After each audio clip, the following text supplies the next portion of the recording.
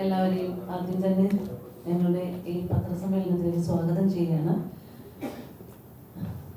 എൻ്റെ പേര് ഉഷ ഹസീന, അൻസിബ, മലപാർവതി, മായ വിശ്വനാഥ്.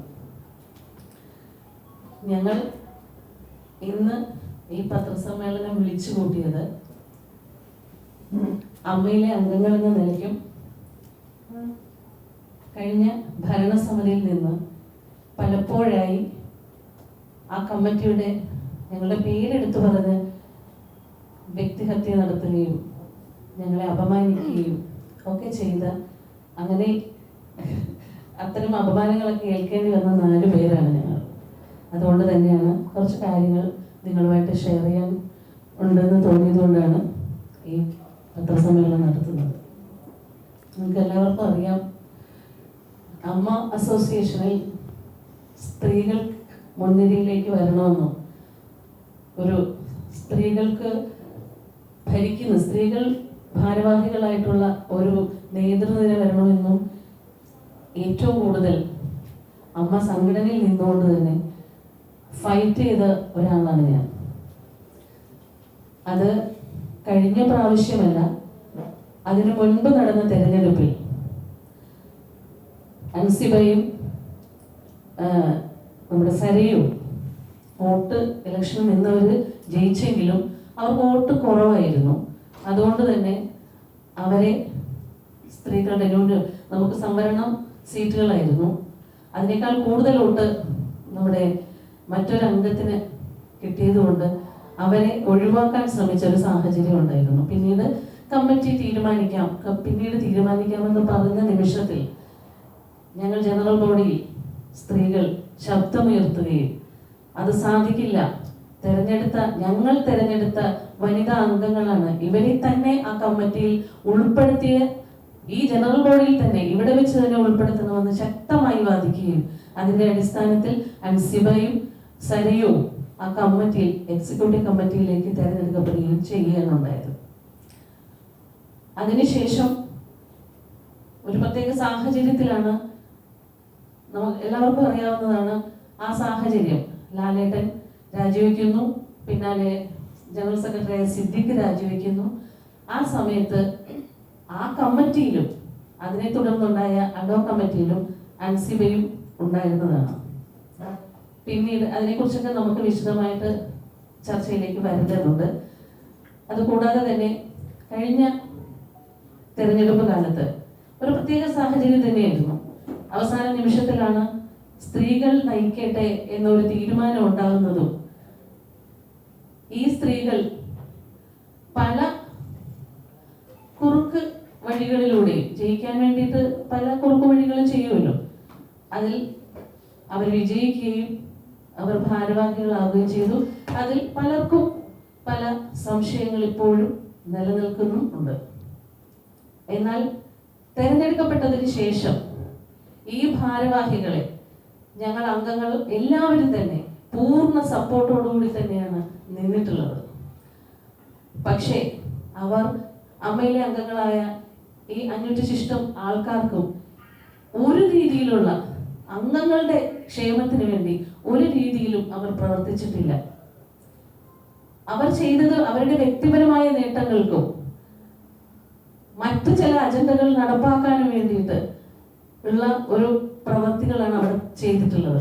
അതിനെ തുടർന്ന് പിന്നെ അധികാരമോഹം, ഞാനാണോ വലുത്, നീയാണോ വലുത്, പ്രസിഡന്റും സെക്രട്ടറിയും തമ്മിലുള്ള ഈഗോ ക്ലാഷ്, രണ്ടുപേരും 2 ചേരിയിലായിട്ട് നിന്ന് 2 പേർക്കും അവരുടെ കൂടെ നിൽക്കുന്ന ഈ കമ്മിറ്റിയിലുള്ള ആൾക്കാരെ തമ്മിൽ പിരിപ്പിച്ച് അവരുടെ കൂടെ 2 പേരുടെയും കൂടെ നിൽക്കുന്ന ആൾക്കാരെ കൂട്ടുപിടിച്ചുകൊണ്ട് അങ്ങോട്ടും ഇങ്ങോട്ടും കള്ളക്കഥകളും ചെളിവാരിയെറിയലും എന്തൊക്കെയോ നടന്നു. അതൊക്കെ ഞങ്ങളെ പോലുള്ള അംഗങ്ങൾ അറിയുന്നത് തന്നെ മീഡിയയിലൂടെയാണ്. പിന്നീട് മീഡിയയിലൂടെ വന്ന വാർത്തകൾ കേൾക്കുമ്പോഴാണ് നമ്മൾ ഈ എക്സിക്യൂട്ടീവ് കമ്മിറ്റി അംഗങ്ങളെയും അതിനകത്തിരിക്കുന്ന ഭാരവാഹികളെയൊക്കെ വിളിച്ച് എന്താണ് അവിടെ സംഭവിക്കുന്നത്, വാർത്തകളൊക്കെ വരുന്നു. ഈ കാലത്തിന്റെ ഇടയ്ക്ക് അമ്മ സംഘടനയിൽ നടക്കാത്ത കാര്യങ്ങൾ, ഒരിക്കലും ഒരു സംഘടനയുടെ ഓഫീസിൽ നടക്കാൻ പാടില്ലാത്ത കാര്യങ്ങളാണ് ആ ഓഫീസിൽ നിന്ന് പുറത്തേക്ക് വന്ന വാർത്തകൾ. അപ്പോ ഒരു സ്ത്രീയെയാണ് ആദ്യം തന്നെ മാനേജറായ സ്ത്രീയെയാണ് അവർ പുറത്താക്കുന്നത്. അതിനുശേഷം അൻസിബ പല പ്രാവശ്യവും ഒരുപാട് പ്രാവശ്യം കംപ്ലൈന്റ് കൊടുത്തിട്ടുണ്ട് പല കാര്യങ്ങൾക്കും. ആ കുട്ടി തുടക്കം മുതൽ ആ കുട്ടിയെ അവിടെ ഒറ്റപ്പെടുത്തിക്കൊണ്ട് ഒരുപാട് അപമാനങ്ങൾ ആ കുട്ടിക്ക് സഹിക്കേണ്ടി വന്നിട്ടുണ്ട്. സ്ത്രീകളായിട്ടുള്ള ആൾക്കാരാണ് ഭാരവാഹികൾ. അപ്പോൾ സ്ത്രീകൾക്കാണ് കൂടുതൽ പ്രാധാന്യം. അവര് ഒരു സ്ത്രീ ആ കുട്ടി അവിടെ പരാതി കൊടുക്കുമ്പോൾ അവരെ സംരക്ഷിക്കാൻ ശ്രമിക്കാതെ അവരെ പരിഹസിക്കുകയും അവർക്കെതിരെ എന്തൊക്കെ ചെയ്യാൻ പറ്റും, എങ്ങനെയൊക്കെ അവരെ അപമാനിക്കാൻ പറ്റുമെന്നാണ് അവർ ആലോചിച്ച് തീരുമാനിച്ച് പ്രവർത്തിച്ചുകൊണ്ടിരുന്നത്. അതൊന്നും ശരിയായ പ്രവണതയല്ല. അതുപോലെ തന്നെ ഈ അൻസിബ ഇവർ വിമൻ കാർഡ് ഒക്കെ പറഞ്ഞുകൊണ്ടാണ് എന്ത് പറഞ്ഞാലും പറയുന്നത് വിമൻ കാർഡ് എന്നാണ് പറയുന്നത്. കഴിഞ്ഞ തെരഞ്ഞെടുപ്പ് കാലത്ത് തന്നെ അൻസിബയെ കുറിച്ച് നമ്മുടെ അനൂപ് ചന്ദ്രൻ വളരെ മോശമായ തരത്തിൽ ഒരു വീഡിയോ ഇറക്കി. ആ വീഡിയോയെ കുറിച്ച് ശ്വേതാ മേനോനോട് നമ്മൾ പറഞ്ഞപ്പോൾ നമ്മളുടെ സീനിയർ ആയിട്ടുള്ളൊരു ലേഡി ആർട്ടിസ്റ്റാണ് പറയുന്നത്, വളരെ മോശമായി പോയി, ഇങ്ങനെ ഒരു വീഡിയോ ചെയ്തത് വളരെ മോശം, കുട്ടി വളരെ മാനസികമായിട്ട് തകർന്നിരിക്കുകയാണ്, അതുകൊണ്ട് ഒന്ന് പ്രതികരിക്കണോ അതിനൊന്ന് പറഞ്ഞപ്പോൾ അന്ന് അവർ പറഞ്ഞത് എനിക്ക് വളരെ സന്തോഷമായി, അങ്ങനെ തന്നെ വേണം, അത് നന്നായി പോയി എന്നാണ് പറഞ്ഞത്. അതിനുശേഷമാണ് അൻസിബയ്ക്ക് ഒരുപാട് കാര്യങ്ങൾ, അതൊക്കെ നേരത്തെ പറഞ്ഞിട്ടുണ്ട്, അൻസിബ അത് വിശദീകരിക്കും. കഴിഞ്ഞ തെരഞ്ഞെടുപ്പ് അവര് കഴിഞ്ഞ ദിവസം ചെയ്തത് വളരെ മോശമായ കാര്യമാണ് ചെയ്തത്. എന്താ ചെയ്തത്? വിശ്വാസപൂർവ്വം ഒരു ജനപ്രതിനിധി കൂടിയായ ഒരു സഹപ്രവർത്തകൻ, എത്രയോ വർഷങ്ങളായിട്ട് പരിചയമുള്ള സഹപ്രവർത്തകനാണ് അദ്ദേഹം, വളരെ പേഴ്സണലായിട്ട് സംസാരിച്ച ഒരു ഓഡിയോ ക്ലിപ്പ് അവർ പുറത്തുവിട്ടിരിക്കുകയാണ്. ആ ഓഡിയോ ക്ലിപ്പില് പല ഭാഗത്തും അവർ സംസാരിച്ചത് മ്യൂട്ട് ചെയ്തിട്ടുണ്ട്. പിഷാരടി സംസാരിച്ചത് മാത്രമാണ് മുഴുവനായിട്ട് കൊടുത്തിട്ടുള്ളത്. അത് വളരെ മോശമായിട്ടുള്ള കാര്യമാണ്, അതൊരു ക്രൈമാണ് സത്യം പറഞ്ഞാൽ. അപ്പൊ നമ്മൾ എല്ലാവരും ഭയന്നിരിക്കുകയാണ്. ഈ വീഡിയോ അവർ പറയുന്നു, ആ ഓഡിയോയിൽ തന്നെ പറയുന്നു എല്ലാ വീഡിയോ ക്ലിപ്പും ഉണ്ട്, എല്ലാ ഓഡിയോ ക്ലിപ്പും ഉണ്ട്. അപ്പൊ സംസാരിച്ചവരുടെയൊക്കെ അതൊക്കെ ഒരു തെറ്റായ രീതിയാണ്. പ്രത്യേകിച്ച് ഒരു സംഘടനയെ നയിച്ചു കൊണ്ടുപോയ ആളാണ്. പല സാഹചര്യത്തിലും പലർക്കും സംസാരിക്കേണ്ടതായിട്ട് വന്നിട്ടുണ്ട്, അവരോട് ഉണ്ടാവും. അപ്പൊ അതൊക്കെ റെക്കോർഡ് ചെയ്ത് വെച്ചിട്ട് പിന്നീട് അത് എന്താ പറയുക, ഭീഷണി പോലെ അത് എൻ്റെ കയ്യിലുണ്ട് എന്ന് പറയുന്ന രീതിയും ശരിയല്ല.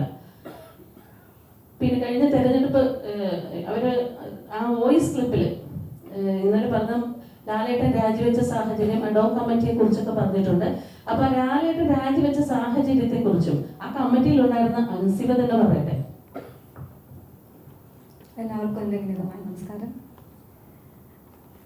ഞാൻ അമ്മയിലൊരു അംഗം എന്ന നിലയിലും ഒരു വ്യക്തി എന്ന നിലയിലുമാണ് വന്ന് സംസാരിക്കുന്നത്. കാരണം ഞാൻ നിങ്ങളോട് സംസാരിക്കണമെന്ന് കുറച്ച് ദിവസങ്ങളായി ആഗ്രഹിച്ചുകൊണ്ടിരിക്കുകയാണ്. അമ്മ എന്ന് പറയുന്ന സംഘടനയിൽ ഒരുപാട് ആഗ്രഹത്തോടെ തന്നെ വന്ന ഒരാളാണ് ഞാൻ അല്ലാതെ കമ്മിറ്റികളിൽ നിന്നിട്ടുള്ള എക്സ്പീരിയൻസ് ഉള്ള ഒരാളൊന്നുമല്ല. അവിടെ ക്യൂരിയോസിറ്റി കാരണവും ഇഷ്ടം കാരണവും തന്നെ കമ്മിറ്റിയിൽ വന്ന് നിന്ന് പ്രവർത്തിച്ച ഒരാളാണ്. അപ്പോൾ ആ കമ്മിറ്റിയിൽ നിന്ന് ദുരനുഭവങ്ങൾ ഉണ്ടാവുക എന്ന് പറയുമ്പോൾ ഭയങ്കര വിഷമമുണ്ട്. ഇപ്പോൾ ഉഷേത്ത പറഞ്ഞൊരു കാര്യമുണ്ട്, ഈ കമ്മിറ്റിക്ക് മുന്നേ ലാലേട്ടൻ പ്രസിഡൻ്റായിട്ടുള്ള ഒരു കമ്മിറ്റി ഉണ്ടായിരുന്നു. ആ കമ്മിറ്റി പിന്നീട് പ്രത്യേക സാഹചര്യത്തിൽ അഡോക് കമ്മിറ്റിയായി മാറ്റേണ്ട ഒരു അവസ്ഥ വന്നിട്ടുണ്ടായിരുന്നു. അപ്പോൾ ആ അവസ്ഥ വന്നത് എല്ലാവർക്കും അറിയാവുന്ന കാര്യമാണ്. ഞങ്ങളുടെ ആ കമ്മിറ്റി മുന്നോട്ട് പോകുന്ന സമയത്ത്, ലാലേട്ടൻ പ്രസിഡൻ്റായിട്ടുള്ള കമ്മിറ്റി മുന്നോട്ട് പോകുന്ന സമയത്താണ് ഹേമ കമ്മിറ്റി റിപ്പോർട്ട് വരികയും അതിനെ തുടർന്ന് വളരെ പ്രശ്നങ്ങൾ രൂക്ഷമാവുകയും ചെയ്തു. അതിനിടയിൽ തന്നെ ജനറൽ സെക്രട്ടറിക്കെതിരെ വലിയ ഗുരുതരമായിട്ടുള്ള ആരോപണം വരികയും അദ്ദേഹം രാജിവെച്ച് പോവുകയും ചെയ്തു. അങ്ങനെ പ്രശ്നങ്ങൾ ഗുരുതരമായതോടെയാണ് പ്രസിഡൻ്റായിട്ടുള്ള ലാലേട്ടൻ ആ കമ്മിറ്റി പിരിച്ചുവിടുകയും ചെയ്തത്.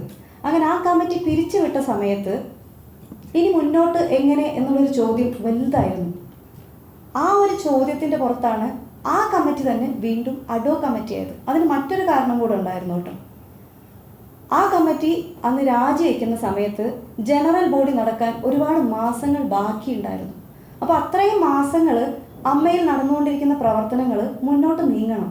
അത് നീങ്ങണം എന്നുണ്ടെങ്കിൽ അത് നോക്കി നടത്താൻ ഒരു കമ്മിറ്റി അത്യാവശ്യമായിരുന്നു എന്നുള്ളത് കൊണ്ട് മാത്രമാണ് അന്ന് ലാലേട്ടൻ പ്രസിഡൻ്റായിരുന്ന അതേ കമ്മിറ്റി വീണ്ടും അഡോക് കമ്മിറ്റി ആയിട്ട് മാറിയത്. ഇപ്പം ഞാൻ ആദ്യമായിട്ടാണ് അഡോക് കമ്മിറ്റി എന്നുള്ള പേരൊക്കെ കേൾക്കുന്നത്. എന്തായാലും അങ്ങനെ ഒരു കമ്മിറ്റി രൂപീകരിക്കപ്പെട്ടു. ആ കമ്മിറ്റിയാണ് പിന്നീട് കാര്യങ്ങൾ മുന്നോട്ട് കൊണ്ടുപോയത്. അതുപോലെ തന്നെ മറ്റൊരു ചോദ്യമായിരുന്നു സഞ്ജീവനി എങ്ങനെ അഡ്വോ കമ്മിറ്റിക്ക് മുന്നോട്ട് കൊണ്ടുപോകാൻ പറ്റുന്നുള്ളത്. സഞ്ജീവനി നമ്മുടെ ആ കമ്മിറ്റി രാജിവെച്ച് അഡ്വോ കമ്മിറ്റി ആവുന്നതിന് മുന്നേ തീരുമാനമെടുത്ത ഒരു പ്രൊജക്റ്റായിരുന്നു. അതായത് ഞാൻ തന്നെ മുന്നേ പല ഇൻ്റർവ്യൂകളിലും പറഞ്ഞിട്ടുണ്ട്, വിഷ്ണു ഉണ്ണികൃഷ്ണൻ്റെ മെഡിസിൻ പ്രൊവൈഡ് ചെയ്യുന്ന കമ്പനിയിൽ നിന്നാണ് സഞ്ജീവനി യിലുള്ള അംഗങ്ങളായിട്ടുള്ള നമ്മുടെ ആളുകൾക്കെല്ലാം മരുന്നുകൾ എത്തുന്നതും. അപ്പോൾ സഞ്ജീവനി പ്രവർത്തനങ്ങൾ തുടങ്ങുന്നതും സഞ്ജീവനി തുടങ്ങാമെന്ന് തീരുമാനിക്കുന്ന സമയത്ത് ജനറൽ സെക്രട്ടറി ആയിട്ടുണ്ടായിരുന്ന സിദ്ദിഖിക്ക അവിടെ ഉണ്ടായിരുന്നു. അപ്പോൾ അങ്ങനെയാണ് വിഷ്ണു ഉണ്ണികൃഷ്ണനായിട്ട് സംസാരിക്കുന്നതും മറ്റ് 3 കൊട്ടേഷൻ എടുക്കുന്നതും. അങ്ങനെ വിളിച്ച മൊത്തം കൊട്ടേഷനുകളിൽ നിന്നും ഏറ്റവും വില കുറഞ്ഞ രീതിയിൽ നമുക്ക് ഏറ്റവും നല്ല മെഡിസിൻ പ്രൊവൈഡ് ചെയ്യാം എന്ന് പറഞ്ഞുകൊണ്ട് വിഷ്ണു ഉണ്ണികൃഷ്ണൻ്റെ ആ ഒരു കൊട്ടേഷൻ നമ്മൾ ഏറ്റെടുക്കുകയും അങ്ങനെ സഞ്ജീവനി പദ്ധതിയിൽ വിഷ്ണു ഉണ്ണികൃഷ്ണൻ്റെ കമ്പനിയെ ഉൾപ്പെടുത്തുകയും മരുന്നുകൾ കൃത്യമായി അയച്ചു കൊടുക്കുകയും ചെയ്തത്. പക്ഷേ നമ്മൾ സഞ്ജീവനി പ്രൊജക്റ്റ് ഓൺ ആയതിനു ശേഷമായിരുന്നു ജനറൽ സെക്രട്ടറി അവിടുന്ന് സ്ഥാനമൊഴിയുന്നതും ഈ കമ്മിറ്റി അഡ്വോ കമ്മിറ്റിയായി മാറുന്നതും. അപ്പോൾ ആ അഡ്വോ കമ്മിറ്റി തീരുമാനിച്ചത് ഓൾറെഡി പ്ലാൻ ചെയ്തു വെച്ച സഞ്ജീവനി പ്രൊജക്റ്റ് നമുക്ക് മുന്നോട്ട് കൊണ്ടുപോകണം. കാരണം 5000 രൂപ കൊണ്ട് മരുന്നുൾപ്പെടെ ജീവിത ചെലവ് മൊത്തം താങ്ങി നിർത്തുന്ന ഒരുപാട് മെമ്പേഴ്സ് ഉണ്ട് അമ്മയിൽ. അപ്പോൾ നമുക്ക് അത്ഭുതമായിരുന്നു 5000 രൂപയ്ക്ക് മരുന്നും വാങ്ങി ഒരു മാസം അവർ ചിലവും കഴിയുകയെന്ന് പറയുമ്പോൾ. അപ്പോൾ അവർക്ക് നമ്മൾ ഈ മരുന്ന് കൊടുക്കുകയാണെന്നുണ്ടെങ്കിൽ ആ 5000 രൂപ അവർക്ക് അവരുടെ ജീവിത നിത്യ ചെലവുകൾക്ക് ഉപയോഗിക്കാമല്ലോ എന്നുള്ള ചിന്തയിൽ തുടങ്ങിയതാണ് സഞ്ജീവനി. അപ്പോൾ അഡ്വോ കമ്മിറ്റി അത് ഏറ്റെടുത്ത് സഞ്ജീവനി പ്രൊജക്റ്റ് തുടങ്ങി എല്ലാവർക്കും കഴിഞ്ഞ ജനുവരി 26-നായിരുന്നു സഞ്ജീവനി ലോഞ്ച് ചെയ്തത്. സഞ്ജീവനി ലോഞ്ച് ചെയ്ത സമയത്ത് അന്ന് അവിടെ മമ്മൂക്ക ഉണ്ടായിരുന്നു, ലാലേട്ടൻ ഉണ്ടായിരുന്നു, ശ്രീനിവാസൻ സാർ ഉണ്ടായിരുന്നു, സുരേഷ് ഗോപി സാർ ഉണ്ടായിരുന്നു, അമ്മയുടെ മറ്റ് പല അംഗങ്ങളും ഉണ്ടായിരുന്നു. അപ്പോൾ നമ്മുടെ സ്ഫടികം ജോർജ് സാറിന്, നമ്മുടെ ബീന കുമ്പളങ്ങി ചേച്ചി, അങ്ങനെ കുറേ പേർക്ക് മരുന്നുകൾ കൊടുത്തിട്ടായിരുന്നു നമ്മളതിന് തുടക്കം കുറിച്ചത്. അതൊരു നല്ല കാര്യമാണ് ചെയ്തത്. അത് അഡ്വോ കമ്മിറ്റി ആവുന്നതിന് മുന്നേ ആ കമ്മിറ്റി എടുത്ത തീരുമാനമായിരുന്നു അതാണ് നടപ്പിലാക്കിയത്. അതിനെങ്ങനെയാണ് ചോദ്യം ചെയ്യണമെന്ന് എനിക്ക് മനസ്സിലാവണില്ല. നല്ലൊരു കാര്യം ചെയ്തതിനെയാണോ ഇത്രയും കുറ്റപ്പെടുത്തുന്നതെന്ന് എനിക്ക് മനസ്സിലായിട്ടില്ല. അതുപോലെ തന്നെ ഈ കമ്മിറ്റി ഇപ്പം ഞാൻ മറ്റൊരു ചോദ്യം കേട്ടു, ലാലേട്ടൻ പ്രസിഡൻ്റായിട്ടുള്ള കമ്മിറ്റിക്ക് തന്നെ അഡ്വോ കമ്മിറ്റി ആയിട്ട് മാറാൻ അവസരം കിട്ടി. ശ്വേതാ മേനോൻ പ്രസിഡൻ്റായിട്ടുള്ള കമ്മിറ്റിക്ക് എന്തുകൊണ്ട് അഡ്വോ കമ്മിറ്റി ആവാൻ പറ്റിയില്ല? എനിക്ക് മനസ്സിലായിട്ടുള്ള ഉത്തരവാണ് ഞാൻ പറയുന്നത്. ലാലേട്ടൻ പ്രസിഡൻ്റ് ആയിരുന്ന കമ്മിറ്റി അഡ്വോ കമ്മിറ്റിയായി മാറിയതിൻ്റെ സാഹചര്യം എന്ന് വെച്ചാൽ ജനറൽ ബോഡി നടക്കാൻ ഒരുപാട് മാസങ്ങൾ ബാക്കി നിൽക്കുന്നു എന്നിരിക്കെ ഒരു കമ്മിറ്റി അവിടെ അനിവാര്യമാണ്. കാരണം ഒരു ജനറൽ ബോഡി കൂടിയാലേ മറ്റൊരു കമ്മിറ്റിയെ തിരഞ്ഞെടുക്കാൻ പറ്റുള്ളൂ. ഇപ്പോൾ ജനറൽ ബോഡി നടത്താൻ ഭയങ്കരമായിട്ടുള്ള ഒരു സാമ്പത്തികം വേണം. അപ്പോൾ അത്രയും എക്സ്പെൻസ് നമുക്ക് ആ സമയത്ത് മുടക്കാനും പറ്റില്ല.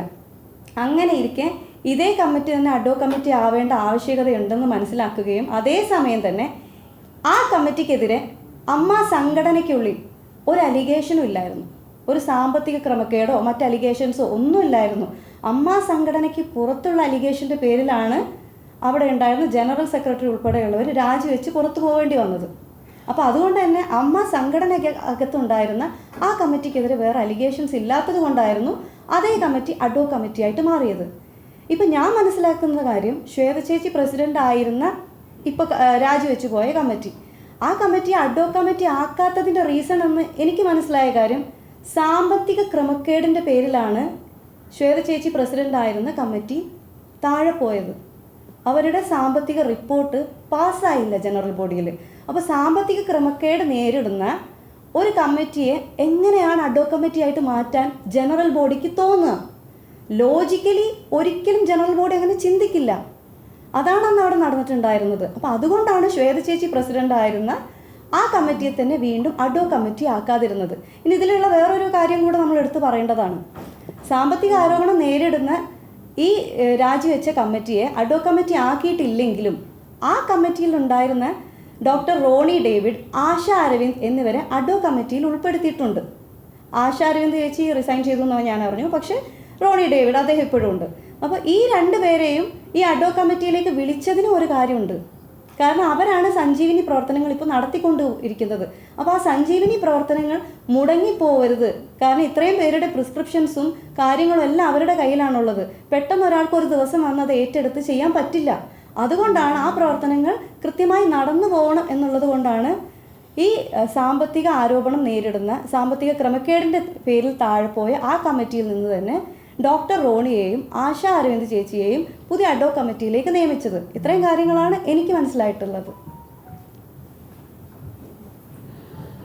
ഇനി അവർ ഉന്നയിച്ച മറ്റൊരു ആരോപണം എന്ന് പറയുന്നത് ജനറൽ ബോഡിയിൽ അവരെ ഒരുപാട് മോശമായിട്ട് പല പേരെടുത്ത് പറഞ്ഞിട്ടുണ്ട്. മായ വിശ്വനാഥ്, അതുപോലെ അഭിരാജ് സിദ്ദിഖ്, ഇവരുടെയൊക്കെ പേരെടുത്ത് പറഞ്ഞിട്ടുണ്ട്. പഹാജ, മജീദ്ക്ക, അങ്ങനെ കുറെ പേരുടെ പേര് പറഞ്ഞിട്ടുണ്ട്. അവരൊക്കെ ഒരുപാട് അശ്ലീലം പറഞ്ഞു എന്നാണ് ആ ഓഡിയോ ക്ലിപ്പിൽ അവർ ആരോപിച്ചിരിക്കുന്നത്. അങ്ങനെ അശ്ലീലം എന്ന് പറഞ്ഞിട്ട് അവർ വന്നപ്പോൾ മുതൽ അവരെ കേൾക്കാൻ ഞങ്ങൾ സ്ത്രീകൾ തയ്യാറായിരുന്നു. സ്ത്രീകൾ മുൻപിൽ നിന്ന് തന്നെ ശ്വേത എന്നെ ഉൾപ്പെടെ കുറച്ച് പേരെ കോണ്ടാക്ട് ചെയ്തിട്ടുണ്ടായിരുന്നു ജനറൽ ബോഡിക്ക് മുൻപ്. ഞങ്ങൾക്ക് ചേച്ചി സംസാരിക്കാനുണ്ട്, ഞങ്ങൾക്ക് പറയാനുണ്ട് കാര്യങ്ങൾ. അപ്പം ഞങ്ങൾ വിചാരിക്കുന്നത് എന്താണ്, ഈ കാലയളവിൽ അവിടെ നടന്നിട്ടുള്ള കാര്യങ്ങളെ കുറിച്ച് അവർക്ക് വിശദീകരണം ഉണ്ടാവും. അപ്പം ഞാനും പറഞ്ഞു അത് ഞങ്ങൾക്ക് കേൾക്കണം, അത് സംസാരിക്കാനുള്ള ഒരു സാഹചര്യം നിങ്ങൾ ഞങ്ങളുടെ കൂടെ നിന്ന് ഉണ്ടാക്കി തരണമെന്ന്. തീർച്ചയായിട്ടും ഞങ്ങൾ നിങ്ങളുടെ കൂടെ നിൽക്കും. നിങ്ങൾ പറയുന്ന കാര്യങ്ങൾ ഞങ്ങൾ കേൾക്കും. എന്നിട്ട് നീതി എവിടെയാണ്, ശരി എവിടെയാണോ അതിന്റെ കൂടെ ഞങ്ങൾ നിൽക്കുള്ളൂ. നിങ്ങൾ പറയൂ, നിങ്ങളുടെ ഭാഗം നിങ്ങൾ ക്ലിയർ ചെയ്യൂ എന്ന് പറഞ്ഞിട്ട് തന്നെയാണ് നമ്മൾ ജനറൽ ബോഡിക്ക് മുമ്പാണ് ഇത് സംഭവിച്ചത്. പക്ഷെ ജനറൽ ബോഡി തുടങ്ങി ഇവർ വന്നതിന് ശേഷം അവർ ഈ കഴിഞ്ഞ കാലയളവിൽ നടന്ന ഒരു കാര്യങ്ങളും അവർ സംസാരിക്കുന്നില്ല. അവർ വന്നിട്ട് സംസാരിച്ചത് മുഴുവനും അതിനു മുൻപ് തന്നെ നേരെ നോക്കിയാൽ കീരിയും പാമ്പും പോലെ നിന്ന അംഗങ്ങളാണ്. എക്സിക്യൂട്ടീവ് കമ്മിറ്റി അംഗങ്ങളും ഭാരവാഹികളുമാണ്. അവരൊക്കെ അവിടെ വന്നു കഴിഞ്ഞപ്പോഴത്തേക്ക് അവർക്ക് ഒരു പ്രശ്നവും ഇല്ല. അവരെല്ലാവരും ഒരുമിച്ച് വേദിയിൽ നിന്ന് സന്തോഷം, നമുക്ക് സന്തോഷം, അവർ അങ്ങനെ തന്നെ ഇരിക്കണമെന്ന് തന്നെയായിരുന്നു നമ്മുടെ എല്ലാവരുടെ ആഗ്രഹം. പക്ഷെ അവിടെ വന്നതിന് ശേഷം അവർ ഭയങ്കര ആക്ടിങ് ആയിരുന്നു. എല്ലാവരും വന്നിട്ട് അവർ സംസാരിച്ചത് മുഴുവനും അവരുടെ ഭാഗം കേൾക്കാനാണ് ഈ ജനറൽ ബോഡിയിലുള്ള ആൾക്കാർ അത്രയ്ക്ക് നാണക്കെട്ടിരിക്കുകയാണ്. അമ്മയിലെ അംഗങ്ങൾ മുഴുവനും അതിനെക്കുറിച്ച് അവരൊന്നും പറയുന്നില്ല. അവർ പറഞ്ഞത് മുഴുവനും 1500 രൂപ പെൻഷൻ നമ്മൾ കൂട്ടുകയാണ്. ഈ 1500 രൂപ അല്ല, കഴിഞ്ഞ കമ്മിറ്റി 5000 കൂട്ടാനിരുന്നതാണ്. കഴിഞ്ഞ കമ്മിറ്റി ഇല്ലേ, അൻസിബൊക്കെയുള്ള കമ്മിറ്റി, സിദ്ദിഖൊക്കെ ഉള്ളത് 5000 കൂട്ടാനിരുന്നതാണ്. പക്ഷെ ഇവർ 1500 രൂപ കൂട്ടിത്തരാൻ പോവുകയാണ്. അത് പുറത്തുനിന്നുള്ളൊരു സ്പോൺസർ അക്കൗണ്ടാണ് അത് കൂട്ടിക്കുന്നത്. അത് കൂടാതെ തന്നെ 4 ദിവസം തായ്ലൻഡിൽ പോകുന്നു. അത്തരം കാര്യങ്ങളാണ് പറഞ്ഞുകൊണ്ടിരിക്കുന്നത്. അതിങ്ങനെ പറഞ്ഞു. അത് കഴിഞ്ഞ് കണക്ക് ശരിയല്ലാത്തൊരു കണക്ക്. അതിന് മുമ്പ് ഇവരുടെ കയ്യിൽ നിന്ന് കണക്കിന്റെ ഒരു പേജ് ലീക്കായിട്ടുണ്ട്. അതിൽ 60 ലക്ഷത്തിന് മേലെ കണക്കില്ലാതെ വന്നിട്ടുണ്ട്. അതിനെ കുറിച്ചൊക്കെ ബാബുരാജ് പറഞ്ഞതാണ്. അത് കാണിച്ചു കൊടുത്തിട്ടുണ്ടായിരുന്നു ബാബുരാജ്.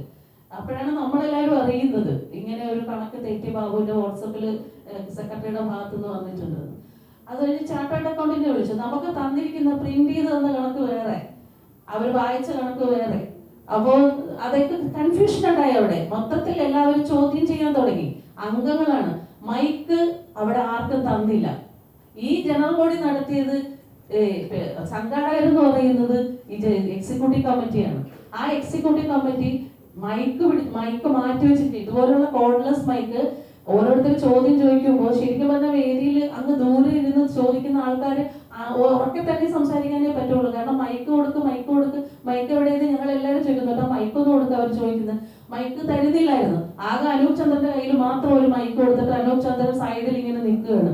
അപ്പൊ ഇവര് ചോദിക്കുന്ന ചോദ്യങ്ങൾക്കൊന്നും മറുപടി പറയാതെ ബാബുരാജിനെ കുറിച്ച് കുറെ ആരോപണങ്ങൾ വന്നു. അപ്പൊ ബാബുരാജ് സംസാരിക്കാൻ സമയം കൊടുക്കുന്നില്ല, മറുപടി പറയാൻ സമയം കൊടുക്കുന്നില്ല. ഈ സമയം മുഴുവനും ലാലേട്ടൻ മുൻപിൽ തന്നെ ഇരിക്കുകയാണ്. ലാലേട്ടൻ ഇതെല്ലാം കണ്ടോണ്ടും കേട്ടോണ്ടും ഇരിക്കുകയാണ്. അപ്പോ ബാബുരാജിന് സമയം കൊടുക്കുന്നില്ല. അവര് സമയം കൊടുക്കാതിരുന്ന് കഴിഞ്ഞപ്പോഴത്തേക്ക് ബാബുരാജ് പറഞ്ഞു ഞാൻ ഇറങ്ങി പോവുകയാണെന്ന് പറഞ്ഞു. അപ്പൊ ബാബുരാജ് എഴുന്നേറ്റ് വന്നപ്പോൾ വളരെ ഷൗട്ട് ചെയ്തുകൊണ്ടാണ് പിന്നെ പ്രസിഡന്റ് അവിടെ വന്നിട്ട് എന്താ പറയുക, എനിക്ക് ആ ഭാഷ ഇവിടെ ഉപയോഗിക്കാൻ പറ്റത്തില്ല. പച്ച മലയാളത്തിൽ പറഞ്ഞാൽ ആ ഭാഷ ഇരിക്കട അവിടെ എന്ന് പറയുന്നത് പോലെ, ഞാനാണ് പ്രസിഡന്റ്, ഞാൻ പറയുന്നത് കേൾക്കണം, ഞാൻ ഇവിടെ പറയുന്നത് കഴിഞ്ഞിട്ട് മതി. അപ്പൊ പറഞ്ഞു ബാബുരാജ് അങ്ങനെയാണെങ്കിൽ ഞാൻ ഇവിടെ നിന്ന് ഇറങ്ങിപ്പോകുവാണെന്ന് പറഞ്ഞപ്പോ ഇവര് പറഞ്ഞത് അങ്ങനെയാണെങ്കിൽ ഇറങ്ങിപ്പോക്കോ, പുറത്ത് വണ്ടി കിടപ്പുണ്ട് എന്ന് വരെ പറഞ്ഞു അവര്. അതുപോലെ ആർക്കും സംസാരിക്കാൻ, അവർക്ക് സൈഡിൽ നിന്ന് സംസാരിക്കുന്നവരെ നേരത്തെ പ്ലാൻ ചെയ്ത് വെച്ചിട്ടുണ്ടായിരുന്നു. അവരെ കൊണ്ട് മാത്രമാണ് സംസാരിപ്പിച്ചുകൊണ്ടിരുന്നത്. അപ്പൊ ഞങ്ങൾക്ക് സംശയങ്ങളുണ്ടായി. ഓരോ കാര്യങ്ങൾക്ക് ഞങ്ങൾക്ക് കേൾക്കേണ്ട കാര്യങ്ങൾ ഇതല്ല. മല്ലിക ചേച്ചി ഉൾപ്പെടെ അവിടെ നിന്ന് ഒച്ചിട്ട് മൈക്കില്ല ആ ചേച്ചിക്ക് ഒരു മൈക്ക് കൊടുക്കുമെന്ന് ഞാൻ എത്രയോ പ്രാവശ്യം വിളിച്ചു വന്നാൽ മല്ലേ ചേച്ചിക്ക് ഒരു മൈക്ക് കൊടുക്കുക, ചേച്ചി പറയുന്നത് കേൾക്കാൻ പറ്റുന്നില്ല. അങ്ങനെ എങ്ങനെയോ ഒരു മൈക്ക് കൊടുത്തു. എക്സിക്യൂട്ടീവ് കമ്മിറ്റിയിലുള്ള സന്തോഷ് കീഴാറ്റൂരിനെ ഞങ്ങൾ വിളിച്ചു വെച്ചു, നിങ്ങൾ ആ മൈക്ക് അവിടെ പോയി. തുടക്കത്തിൽ മൈക്ക് ഉണ്ടായിരുന്നു, പിന്നെ ഒരു മൈക്ക് മാറ്റിയതാണ്. ഞങ്ങൾ ആരുമില്ല മൈക്ക് മാറ്റിയത്. സന്തോഷ് കീഴാറ്റൂര് ആ മൈക്ക് തന്നില്ല നമുക്ക്. ഇല്ല, ഇപ്പൊ തരാൻ പറ്റത്തില്ല, ഉച്ചയ്ക്ക് ശേഷം ചർച്ചയ്ക്ക് ശേഷം തരാൻ പറ്റുള്ളൂ എന്ന് പറഞ്ഞു. അങ്ങനെയാണ് മൈക്ക് കൊടുക്കാതിരുന്നത്. അപ്പോ അവിടെ ആരെയും അശ്ലീലം പറഞ്ഞിട്ടില്ല, ഞങ്ങളാരും കേട്ടിട്ടില്ല അശ്ലീലം പറഞ്ഞത്. ഇനിയിപ്പോ മാലയും മായാവിശ്വനാഥാണ് അശ്ലീലം പറഞ്ഞതെന്ന് അവരെടുത്തു പറഞ്ഞിട്ടുണ്ട്, അതുകൊണ്ട് അവർ പറയട്ടെ. നമ്മൾ പ്രതീക്ഷിക്കാത്തതും നമ്മൾ വിചാരിക്കാത്തതും 32 വർഷമായി അമ്മയിൽ നടക്കാത്തതുമായ കാര്യങ്ങൾ അവിടെ നടക്കുന്നതായിട്ടാണ് ഞങ്ങൾ സംശയിക്കുന്നത്. അതിന് എനിക്കൊരു ആധാരവുമുണ്ട്, വെറുതെ പറയുന്നതല്ല. നിങ്ങൾ ഈ വീഡിയോ എത്ര പേര് ശ്രദ്ധിച്ചിട്ടുണ്ടെന്ന് അറിയില്ല, ഞാനൊന്ന് പ്ലേ ചെയ്യാം.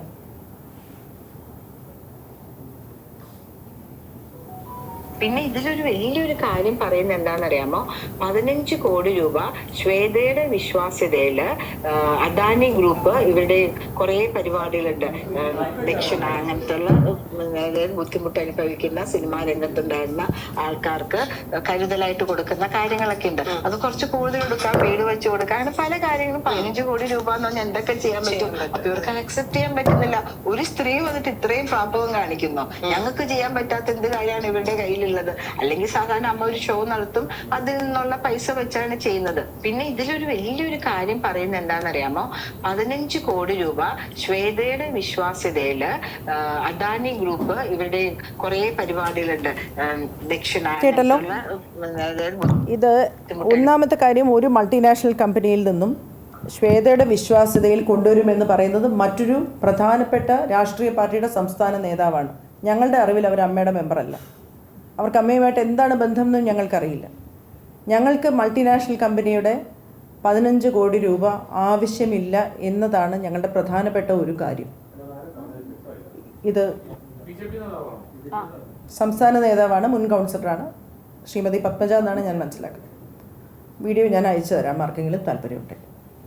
അപ്പോൾ ഇവർ എങ്ങനെയാണ് ഈ വിഷയം സംസാരിക്കുന്നത്? ഇവർ അമ്മയുടെ നേതാവാണോ? ശ്വേത പലവട്ടം പറഞ്ഞു അവർ കോൺഗ്രസ് ആണ്. അവർക്ക് കോൺഗ്രസ് ആകാം, BJP ആകാം, CPM ആവാം, അല്ലെങ്കിൽ CPI ആകാം. ഞങ്ങൾക്ക് ആർക്കും അതിൽ ഒരു വിരോധവുമില്ല, ഒരു അയിത്തവുമില്ല. ഇതെല്ലാം തന്നെ ജനാധിപത്യ രീതിയിൽ ഇന്ത്യയിൽ ഉള്ള പാർട്ടികളാണ്. പക്ഷേ ഇവിടെ ഇതിൻ്റെ അജണ്ടകൾ നടപ്പിലാക്കാൻ ശ്രമിക്കുമ്പോൾ അത് ഞങ്ങൾ എതിർക്കും. അത് ചോദ്യം ചെയ്യുന്ന ഒരാളായിരുന്നു അൻസിബ എന്ന മുസ്ലിം നാമധാരിയായ വ്യക്തിയെ വർഗീയവാദിയാക്കി, ജിഹാദിയാക്കി അവിടെ നിന്ന് ഓടിക്കാനുള്ള ശ്രമമാണ് അവിടെ നടന്നുകൊണ്ടിരുന്നത്. അവരെ ഹിന്ദു അമ്പലത്തിൽ നിന്നും പണം വാങ്ങിച്ചതിൻ്റെ പേരിൽ അവർ വർഗീയത നടപ്പിലാക്കി എന്ന് വ്യക്തിപരമായി ഓരോരുത്തരെയും വിളിച്ചു പറഞ്ഞ് അവിടെ ഒരു ധ്രുവീകരണം ഉണ്ടാക്കാൻ ശ്രമിക്കുന്നു എന്നുള്ളതിന് എനിക്ക് ആരോപണമല്ല, എൻ്റെ അനുഭവമാണ്. എന്നെ വിളിച്ച് എന്താണ് പലവട്ടം നിങ്ങൾ കേട്ട് കാണും, മാലാപാർവതിയാണ് ഗൂഢാലോചനയുടെ പിന്നിലെന്ന് നിങ്ങൾ പലവട്ടം കേട്ട് കാണും. എന്താണ് ആ ഗൂഢാലോചന? എന്തുകൊണ്ടാണ് ശ്വേത എനിക്ക് മൈക്ക് തരാതെ വട്ടം പിടിച്ചു നിന്നത് ജനറൽ ബോഡിയിൽ? ഞാൻ സംസാരിക്കാൻ പാടില്ല, മീഡിയ പോ എന്നാണ് പറയുന്നത്. ഇത് ഞാൻ പറയുന്നത് ഇന്ന് രമേശ് പിഷാരടിയുടെ ഒരു ഫോൺ സംഭാഷണം ഒരു അജണ്ടയോടുകൂടി അവർ പുറത്തുവിട്ടതിന് ശേഷം അവർക്ക് ആ മാന്യത കൊടുക്കേണ്ടതില്ല. അതുകൊണ്ടാണ് വ്യക്തിപരമായ ഒരു സംഭാഷണം, അതിനൊരു തെളിവും കൂടിയുണ്ട്. ഒരാൾ കൂടി ആ കോൺ കോളിൽ ഉണ്ടായിരുന്നു എന്നുള്ള ധൈര്യത്തിലാണ് ഞാൻ ഇത് പറയുന്നത്. അൻസിബയുടെ വിഷയം വിളിച്ചപ്പോൾ എന്നോട് പറഞ്ഞത് അവർ 4 പേരെ കൺവേർട്ട് ചെയ്യാൻ നോക്കി. അപ്പം ഞാൻ പറഞ്ഞു, ശ്വേത എന്ത് സംസാരിക്കുന്നത്? അങ്ങനെ സംസാരിക്കല്ലേ, അങ്ങനെ സംസാരിക്കരുത്. അല്ല ചേച്ചി, അങ്ങനെയാണ് ഇങ്ങനെയാണ്, ഒരു പ്രൊഡക്ഷൻ കൺട്രോളർ മറ്റത് മറിച്ചത് എന്നൊക്കെ പറഞ്ഞിട്ട് യൂഷ്വൽ ഇവരുടെ ഒരു സംഭവം തുടങ്ങി. അപ്പം ഞങ്ങൾ തമ്മിലൊരു ചെറിയ തർക്കമുണ്ടാവുകയും ഞാൻ പറഞ്ഞു ഇതൊരു സാമൂഹ്യ വിഷയമാണ്, ഇത് അമ്മയുടെ വിഷയമല്ല, ഇത് ഞാൻ പുറത്ത് പറയും നിങ്ങളിങ്ങനെ തുടങ്ങുകയാണെങ്കിൽ എന്ന് പറഞ്ഞപ്പോൾ എന്നോട് അവർ പറഞ്ഞത് നിങ്ങൾ സിനിമ ഇൻഡസ്ട്രിയിൽ ഉണ്ടാവില്ല, you will be out of this industry. ചേച്ചി, I am telling you because I love you, you don't know what you are getting into, please stay away. And I know when you decide on something, you get into this one track and you crash land. So you don't know what you are getting into. I am asking you to stop. Do not interfere in Ansiba's issue.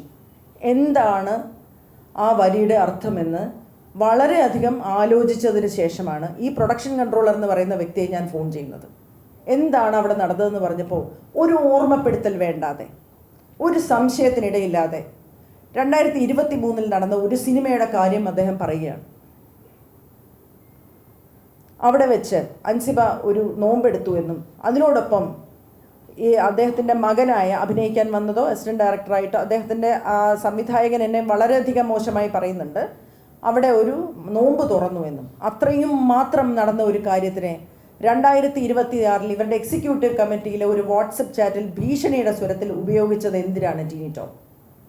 അത് ചോദിക്കുന്ന സമയത്ത് ശ്വേത പറയുന്നത്, ചേച്ചി do you want Tini to end up in jail? അപ്പം ഞാൻ പറഞ്ഞു, തിഹാർ ജയിലിൽ അൻസിബ പോയാൽ കുറച്ച് പ്രശ്നമില്ലേ എന്ന് ഞാൻ തിരിച്ചു ചോദിച്ചു. അങ്ങനെ ഞങ്ങൾ തമ്മിലുണ്ടായ ഒരു തർക്കം. അന്ന് മുതലാണ് ഞാനൊരു ഗൂഢാലോചനക്കാരിയായത്. അവർക്ക് ഗൂഢാലോചനയൊന്നുമില്ല, ആലോചന നടത്തിയിട്ടുണ്ട്, തീർച്ചയായിട്ടും ഉണ്ട്. കാരണം ഇങ്ങനെ ഒരു സംഘമല്ല അമ്മയെ ഭരിക്കേണ്ടത്. ധ്രുവീകരണം നടത്തുന്ന, വർഗീയവാദം നടത്തുന്ന, മനുഷ്യരെ ഒന്നായി കാണാൻ പറ്റാത്ത, ജാതി മതങ്ങളെ ഒന്നായി കാണാൻ പറ്റാത്ത, കലാകാരന്മാരുടെ ഇടയിൽ ധ്രുവീകരണം നടത്തുന്ന ആൾക്കാരല്ല അത് ഭരിക്കേണ്ടത്. എൻ്റെ വിശ്വാസമാണ്. കേരളം അങ്ങനെ തന്നെയാണെന്നാണ് ഞാൻ ഇപ്പോഴും വിശ്വസിക്കുന്നത്.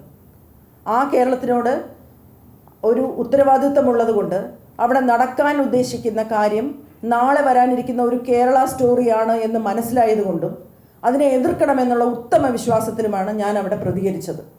നാളെ നിങ്ങളൊന്ന് ആലോചിച്ച് നോക്കുക, ആ സ്ക്രിപ്റ്റ്.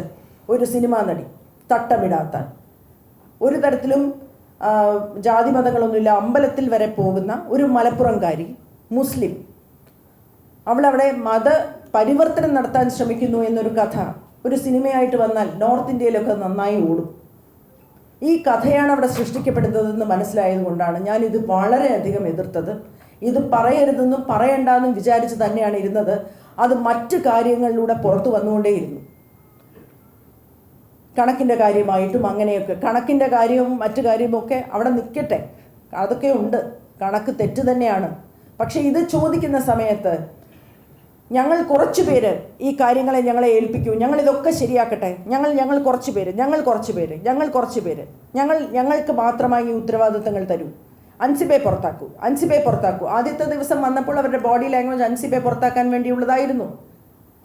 അൻസിബ പുറത്തായില്ലെന്ന് മാത്രമല്ല, അൻസിബയുടെ സംസാരത്തിൽ മുഴുവൻ ജനറൽ ബോഡി അംഗങ്ങളും അൻസിബ പറഞ്ഞത് മനസ്സിലാക്കി അൻസിബയുടെ കൂടെ നിന്നു എന്നുള്ളതാണ് സത്യം. ഞാൻ പറഞ്ഞ കാര്യങ്ങളൊന്നും അവർക്ക് അറിയില്ല കേട്ടോ, ഇതൊന്നും ഞാൻ ജനറൽ ബോഡി പറഞ്ഞിട്ടുള്ള കാര്യങ്ങളല്ല. പക്ഷേ അൻസിബ പറഞ്ഞ പല കാര്യങ്ങളും അവർക്ക് ബോധ്യപ്പെട്ടതിൻ്റെ അടിസ്ഥാനത്തിൽ അൻസിബയോടൊപ്പം നിന്ന്. ഇവർക്ക് ഉത്തരവില്ലാതെ ആയി എന്നുള്ളത് സത്യമാണ്. അതിന് ബാബുരാജ് ഒരു ആരോപണം മുന്നോട്ട് വെച്ചു, ഒരു പ്രത്യേക പാർട്ടിയിൽ നിന്നും 2 കോടി രൂപ വാങ്ങിയില്ലേ. ഇത് ജനറൽ ബോഡി സീരിയസ് ആയിട്ട് എടുത്തൊരു ആരോപണമൊന്നുമല്ല. പിറ്റേ ദിവസം ലക്ഷ്മിപ്രിയ പറയുമ്പോഴാണ് നമ്മളിത് ഇത്ര ഗൗരവം ഉണ്ടായിരുന്നോ എന്ന് ആലോചിക്കുന്നത്. അപ്പോൾ ഇവർ ഇറങ്ങി ഓടി അവിടുന്ന്. എന്തിനാണ് ഓടുന്നത്? നമ്മളോടൊരു അനാവശ്യമായ ആരോപണം പറഞ്ഞാൽ തിരിഞ്ഞു നിന്ന് താൻ ആരോടൊന്നല്ലേ തിരിച്ച് ചോദിക്കുക. അങ്ങനെ ചോദിക്കാതെ അവരിറങ്ങി ഓടിയത് എന്തിനാണ്? നമുക്ക് മനസ്സിലാവുന്നില്ല അവരെന്തിനാണ് അങ്ങനെ ഓടിയതെന്ന്. അതിനുശേഷം ഞാൻ പോവുകയാണ്, അംഗത്വം രാജിവെച്ച് പോവുകയാണെന്ന് പ്രഖ്യാപിച്ച് അവർ പോയി. അപ്പോൾ അങ്ങനെ ഒരു സാഹചര്യത്തിൽ ഞാനും എൻ്റെ അംഗങ്ങളും രാജിവെക്കുന്നു എന്നാണ് പറഞ്ഞത്. ഞാനും എൻ്റെ അംഗങ്ങളും എന്ന് പറയുമ്പോൾ അംഗങ്ങളെല്ലാം അവിടെ ഉണ്ട്. അവരാരും തിരിച്ചു വന്ന് ഞങ്ങൾ ഇതിനകത്തുണ്ടെന്ന് പറഞ്ഞില്ല. അവർ രാജിവെച്ചതിന് ശേഷം ജനറൽ ബോഡിയാണ് അപ്പെക്സ് ബോഡി. നിങ്ങൾക്ക് നോക്കാം, Travancore Kochi literary and scientific registration society ആക്ടാണ് പാരന്റ് ആക്ട്. അതിൽ പറയുന്നത് അപ്പെക്സ് ബോഡിക്ക് തീരുമാനമെടുക്കാം. മാസ റെസിഗ്നേഷനും അബാൻമെൻറ്റും വന്നു കഴിഞ്ഞാൽ അപ്പെക്സ് ബോഡിയാണ് തീരുമാനമെടുക്കേണ്ടത്. അപ്പെക്സ് ബോഡി ജനറൽ ബോഡിയാണ്. ശ്വേതയുടെ തന്നെ വാക്കിൽ പറഞ്ഞാൽ ഞങ്ങളുടെ കോർട്ട്. എല്ലാവരും കൂടെ തീരുമാനമെടുത്തു പുതിയൊരു സമിതിയെ ഏൽപ്പിക്കാൻ. ആ സമിതിയുടെ അധ്യക്ഷനെ അല്ലെങ്കിൽ കൺവീനറിനെയാണ് ഇന്നലെ മ്ലേച്ഛമായ ഒരു ഫോൺ കോൾ ചോർത്തിക്കൊണ്ട് കോടതിയിൽ പോയി ഒഴിവാക്കിയത്. ഞങ്ങൾ കയ്യും കാലും പിടിച്ചാണ് രമേശ് പിഷാരടി അവിടെ ഇരുത്തിയത്. രമേശിൻ്റെ ഒരു നയം, അനുരഞ്ജനം, എല്ലാവരെയും ഒരുമിച്ച് കൊണ്ടുപോകാൻ പറ്റും ഞങ്ങൾ വിശ്വസിച്ചതിൻ്റെ അടിസ്ഥാനത്തിൽ. അല്ലാതെ അദ്ദേഹം അവിടെ കോൺഗ്രസ്സുകാരനാണ്, പക്ഷേ കോൺഗ്രസ് അവിടെ കളിക്കില്ല എന്ന ഉത്തമ വിശ്വാസമുണ്ട്. അതാണ് ഞാൻ നേരത്തെ പറഞ്ഞത്, ഞങ്ങൾക്ക് രാഷ്ട്രീയത്തിനോട് അയിത്തമില്ല. BJP ആയിട്ടുള്ള ആൾക്കാരുണ്ട് അവിടെ, ബഹുമാനിക്കുന്നു, ആദരിക്കുന്നു. CPM-കാരുണ്ട്, ബഹുമാനിക്കുന്നു, ആദരിക്കുന്നു. പക്ഷേ ഈ വർഗീയവൽക്കരണം ബോളിവുഡിലൊക്കെ നടന്നിട്ടുള്ളതുപോലെ സിനിമാ സംഘടനകളെ പിടിച്ചുകൊണ്ട് സിനിമയെ മാറ്റിക്കൊണ്ട് ഒരു നാട്ടിൽ വർഗീയവൽക്കരിക്കാൻ ശ്രമിക്കുന്ന ഈ ശ്രമത്തിനെ മുളയിലെ നുള്ളാൻ ശ്രമിച്ചു എന്നുള്ള ഗൂഢാലോചന കുറ്റമുണ്ടെങ്കിൽ അത് ഞാൻ ചെയ്തിട്ടുണ്ട്.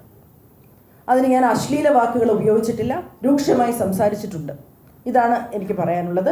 അങ്ങനെ പറഞ്ഞത്. പക്ഷെ അതവിടെ നിന്ന് അവർക്ക് ക്ലിയർ ചെയ്യായിരുന്നല്ലോ. അങ്ങനെ അവർ വാങ്ങിയിട്ടില്ലായിരുന്നെങ്കിൽ ജനറൽ ബോഡിയല്ലേ. ശ്വേതാ മേനോൻ എപ്പോഴും സംസാരിക്കുന്നത്, മീഡിയയുടെ മുമ്പിൽ വന്ന് സംസാരിക്കുന്നത്, ഞങ്ങളുടെ കോടതി എന്ന് പറയുന്നത് ജനറൽ ബോഡിയാണ്, അമ്മയുടെ ജനറൽ ബോഡിയാണ്. ആ ജനറൽ ബോഡിയിൽ ജനറൽ ബോഡി എന്ത് തീരുമാനിച്ചാലും ഞങ്ങൾ അംഗീകരിക്കും എന്നാണ് പറഞ്ഞിട്ടുള്ളത്. അപ്പൊ ആ കോടതിയുടെ മുമ്പിൽ അങ്ങനെ ഒരു ആരോപണം വരുമ്പോൾ അവർ അവിടെ ക്ലിയർ ചെയ്യണ്ടേ?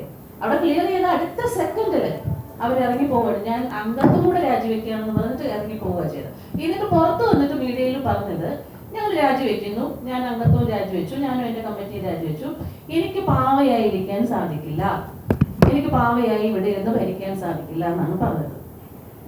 അത് അങ്ങനെ പറയാൻ എന്താണ് കാരണം? അങ്ങനെ അവർ ആരാണ് പാവയായിട്ട് ഈ ഭരണസമിതി ചുമതലയേറ്റതിന് ശേഷം 10 മാസം അവരെ ആരാണ്, അമ്മയിലെ ഏത് അംഗങ്ങളാണ് അവരുടെ ഭരണത്തിൽ ഇന്റർഫിയർ ചെയ്ത് നിങ്ങൾ ഇങ്ങനെ ഭരിക്കണം, നിങ്ങൾ ഇങ്ങനെ ഞങ്ങൾ പറയുന്ന പോലെ അനുസരിക്കണം എന്ന് പറഞ്ഞ് അങ്ങനെ ആരെങ്കിലും പറഞ്ഞിട്ടുണ്ടായിരുന്നെങ്കിൽ അത് ജനറൽ ബോഡിയിൽ പറയണ്ടേ? ഞങ്ങൾക്ക് അറിയണം അത്.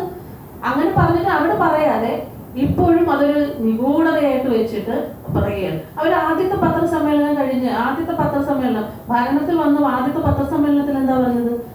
ഞങ്ങൾ അതിജീവിതയെ തിരിച്ചു കൊണ്ടുവരും, പുറത്തുപോയ എല്ലാ സ്ത്രീകളെയും ഞങ്ങൾ തിരിച്ചു വിളിക്കുമെന്ന്. പിറ്റേ ദിവസം തന്നെ അവർ തിരിച്ചു പറഞ്ഞു. ചില അംഗങ്ങൾക്ക് എതിർപ്പുണ്ട്. ആർക്കാണ് എതിർപ്പ്? അതൊക്കെ അറിയാൻ ഞങ്ങൾക്കും ഉണ്ട്. പിന്നെ ജനറൽ ബോഡിയിൽ പറയണ്ടേ? അല്ല, അംഗങ്ങൾക്ക് കത്തയക്കണ്ടേ? ഞാൻ ഇങ്ങനെ പത്രസമ്മേളനം നടത്തിയതിനു ശേഷം എനിക്ക് ആ കാര്യം ചെയ്യാൻ പറ്റുന്നില്ല, ഇന്ന അംഗങ്ങൾ എന്നെ വിളിച്ച് ഭീഷണിപ്പെടുത്തുന്നു, അത് പറയാൻ പാടില്ല, അങ്ങനെ ചെയ്യാൻ പാടില്ല എന്ന് പറയും. അത് അംഗങ്ങളായി ഞങ്ങൾക്ക് അറിയണ്ടേ? അതൊന്നും അവർ പറയുന്നില്ല. ഇങ്ങനെ മാറി മാറി മാറി മാറി സംസാരിച്ചുകൊണ്ടിരിക്കുകയാണ്. അതുകൂടാതെ തന്നെ എനിക്കറിയാൻ കഴിഞ്ഞത്, ഞങ്ങൾക്ക് എല്ലാവർക്കും അറിയാൻ കഴിഞ്ഞിട്ടുള്ളത്, പിന്നെ ഈ പറയുന്ന അതിജീവിതയോ പുറത്തുപോയ സ്ത്രീകളെ ഔദ്യോഗികമായിട്ട് ഇവരൊരു ഫോൺ കോൾ പോലും ചെയ്ത് ചോദിച്ചിട്ടില്ല എന്നുള്ളതാണ് എനിക്ക് അറിയാൻ കഴിയുന്നത്. പിന്നെ ഗൂഢാലോചന മാല മാത്രമല്ല, ജനറൽ ബോഡിയിൽ തന്നെ പറഞ്ഞു ഇവിടെ ഗൂഢാലോചനയാണ്, ഞങ്ങളെ പുറത്താക്കാൻ ഗൂഢാലോചന നടത്തി. ആരാണ് ഗൂഢാലോചന നടത്തിയത്? ഞാൻ എഴുതിയിട്ടെന്ന് ചോദിച്ചു, ആരാണ് ഗൂഢാലോചന നടത്തിയത്? യു എന്ന് പറഞ്ഞിട്ട് ഷൗട്ട് ചെയ്യുന്നു. അല്ല, ഗൂഢാലോചന എന്ന് വെച്ചാൽ നമ്മൾ ഒരു ഇംപീച്ച്മെന്റ് അല്ലെങ്കിൽ ഒരു അവിശ്വാസ പ്രമേയം എന്ന് പറയുന്നത് ജനറൽ ബോഡിയുടെ അവകാശമാണ്. ജനറൽ ബോഡിയുടെ അവകാശം നടപ്പിലാക്കാൻ ഞങ്ങൾ ശ്രമിച്ചിരുന്നു എന്നുള്ളത് സത്യമാണ്. ഞങ്ങൾ പരസ്പരം അങ്ങോട്ടും ഇങ്ങോട്ടും വിളിച്ചിട്ടുണ്ടായിരുന്നു, നിങ്ങൾക്ക് താല്പര്യമുണ്ടോ? അപ്പോൾ പലരും പറഞ്ഞത് ലക്ഷ്മിപ്രിയയെ പുറത്താക്കിയാൽ മതി, ചിലർക്ക് ഇവരെ മുഴുവൻ പേരും പോകണം, എങ്ങനെ ഉണ്ടായിരുന്നു. അപ്പോൾ ഒപ്പ് ശേഖരണത്തിലേക്ക് വന്നു. 21 ദിവസം മുമ്പ് കൊടുത്താൽ മാത്രമേ ഇത് നടപ്പിലാവൂ എന്ന് ഞങ്ങൾക്ക് പറയാം. ഇവിടെ പല ആൾക്കാരും, ജിവിൻ ടുട്ടു അടക്കം എന്നെ വിളിച്ച് ചോദിക്കുന്ന സമയത്ത് ഞാൻ പറഞ്ഞു, ഇത് ഒരിക്കലും അവിശ്വാസ പ്രമേയം ആവില്ല, കാരണം 21 ഡേയ്സ് മുമ്പ് കൊടുക്കണം. പക്ഷെ ഞങ്ങൾ അന്ന് അവിടെ അത് വായിക്കാം, കാരണം ഞങ്ങൾക്ക് നോട്ടീസും തന്നിട്ടില്ല. അപ്പോൾ അതുകൊണ്ടത് വായിക്കാം എന്നുള്ള നിലയ്ക്കൊക്കെ ആലോചിച്ചിരുന്നു.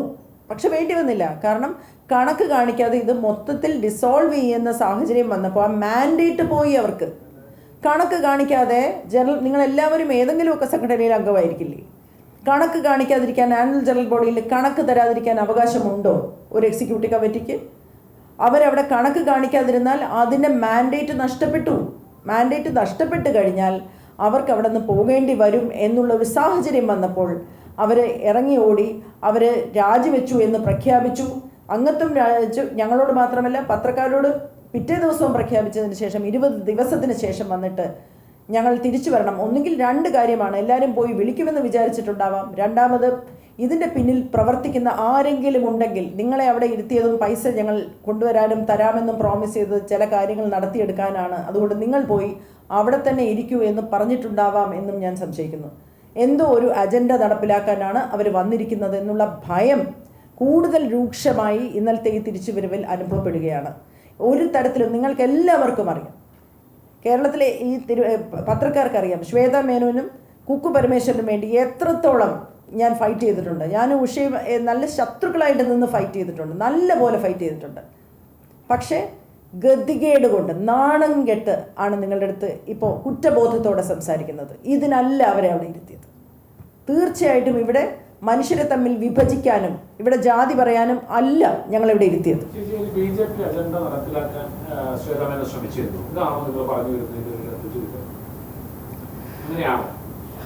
അതെ, അതാണ് അതിനുള്ള ഒരു അജണ്ട അവരുടെ കയ്യിൽ ഉണ്ടായിരുന്നു. ലക്ഷ്മിപ്രിയ ആ ഒരു കൂട്ടുകെട്ട് അതായിരുന്നു. അതിനുശേഷം അതുകൊണ്ടാണല്ലോ എന്നെ ജിഹാദി എന്ന് വിളിച്ചു ലക്ഷ്മിപ്രിയ. പിന്നീട് എന്നെ വിളിച്ചു വന്ന് ഞാൻ ട്രോൾ ചെയ്തതാണ്. ജിഹാദി എന്ന് വിളിച്ചിട്ടാണോ ഒരാളെ ട്രോളുന്നത് എനിക്ക് മനസ്സിലാകുന്നില്ല. ലക്ഷ്മിപ്രിയയുടെ ഒരു പ്രസ് കോൺഫറൻസ് നിങ്ങൾ എല്ലാവരും ശ്രദ്ധിച്ചു കാണും. അവരതിനകത്ത് ലക്ഷ്മിപ്രിയ അവിടെ ഗൂഢമായി പറഞ്ഞിരുന്നു, തമാശയ്ക്ക് പറഞ്ഞു, തീരെ തമാശയല്ലാതെ പ്രസ് കോൺഫറൻസിൽ അൻസിബയുടെ പിന്നിൽ മത തീവ്രവാദികളുണ്ടെന്ന് പറഞ്ഞാൽ നിങ്ങൾ എല്ലാവരും കേട്ടതല്ലേ? നിങ്ങൾ ചോദിച്ചോ ആരാണ് ആ മത തീവ്രവാദികളെന്ന്? തെളിവ് ചോദിക്കാത്തത് എന്താ? സാധാരണ വന്ന് മലയാളികളോട് സംസാരിച്ചിട്ട് പോയാൽ നിങ്ങൾ പുറകെ നടന്ന് ചോദിക്കുമല്ലോ അത് പുറത്ത് വിടാൻ. എന്താ വിടാത്തെ? എന്താ ചോദിക്കാത്തെ? എന്തുകൊണ്ടാണ് അവർ ഇപ്പോഴും അത് പറഞ്ഞിട്ട് ഇവിടെ സ്വസ്ഥമായി നടക്കാൻ സാധിക്കുന്നത്? എന്തെല്ലാം പറഞ്ഞ് വ്യക്തിപരമായി ആക്ഷേപിച്ചു. ആ ക്ലിപ്പ്, ഒരു ചാനലിൽ വന്ന ക്ലിപ്പ് കഴിഞ്ഞിട്ട് അൻസിബേനെ വിളിച്ച് പറയുകയാണ്, ചേച്ചി 9 മാസം ഞാൻ ഇതാണ് അനുഭവിച്ചുകൊണ്ടിരുന്നത്. ഒരു കാര്യം പറയുമ്പോൾ, പണം വെട്ടിക്കരുതെന്ന് പറയുമ്പോൾ, എക്സിക്യൂട്ടീവ് കമ്മിറ്റിയിൽ തീരുമാനമെടുത്ത പണമേ ചിലവാക്കാവുള്ളൂ എന്ന് പറയുമ്പോൾ, ധൂർത്ത് നടത്തരുതെന്ന് പറയുമ്പോൾ, ഈ പണം ഇതിനുള്ളതല്ല എന്ന് പറയുമ്പോൾ, വ്യക്തിപരമായി ഇരുന്ന് ഇതുപോലത്തെ അശ്ലീലം പറഞ്ഞ് എന്നെ മുഴുവൻ സമയം നോക്കിയും അത് കേട്ട് ചിരിച്ചുകൊണ്ടിരുന്ന കുറേ പേരെയുമാണ് ഞാൻ അവിടെ കണ്ടത്. ചേച്ചി ഇതാണ് ഞാൻ അനുഭവിച്ചത് എന്ന് പറയുക. ഈ വിവാദത്തെല്ലാം പണം വാങ്ങിയപ്പോൾ എന്താണെന്ന് പറഞ്ഞത്? ഈ വിവാദത്തെല്ലാം സ്ഥലത്ത് നിന്നാണ് പണം വാങ്ങുന്നതെന്ന് അറിഞ്ഞിരുന്നില്ല.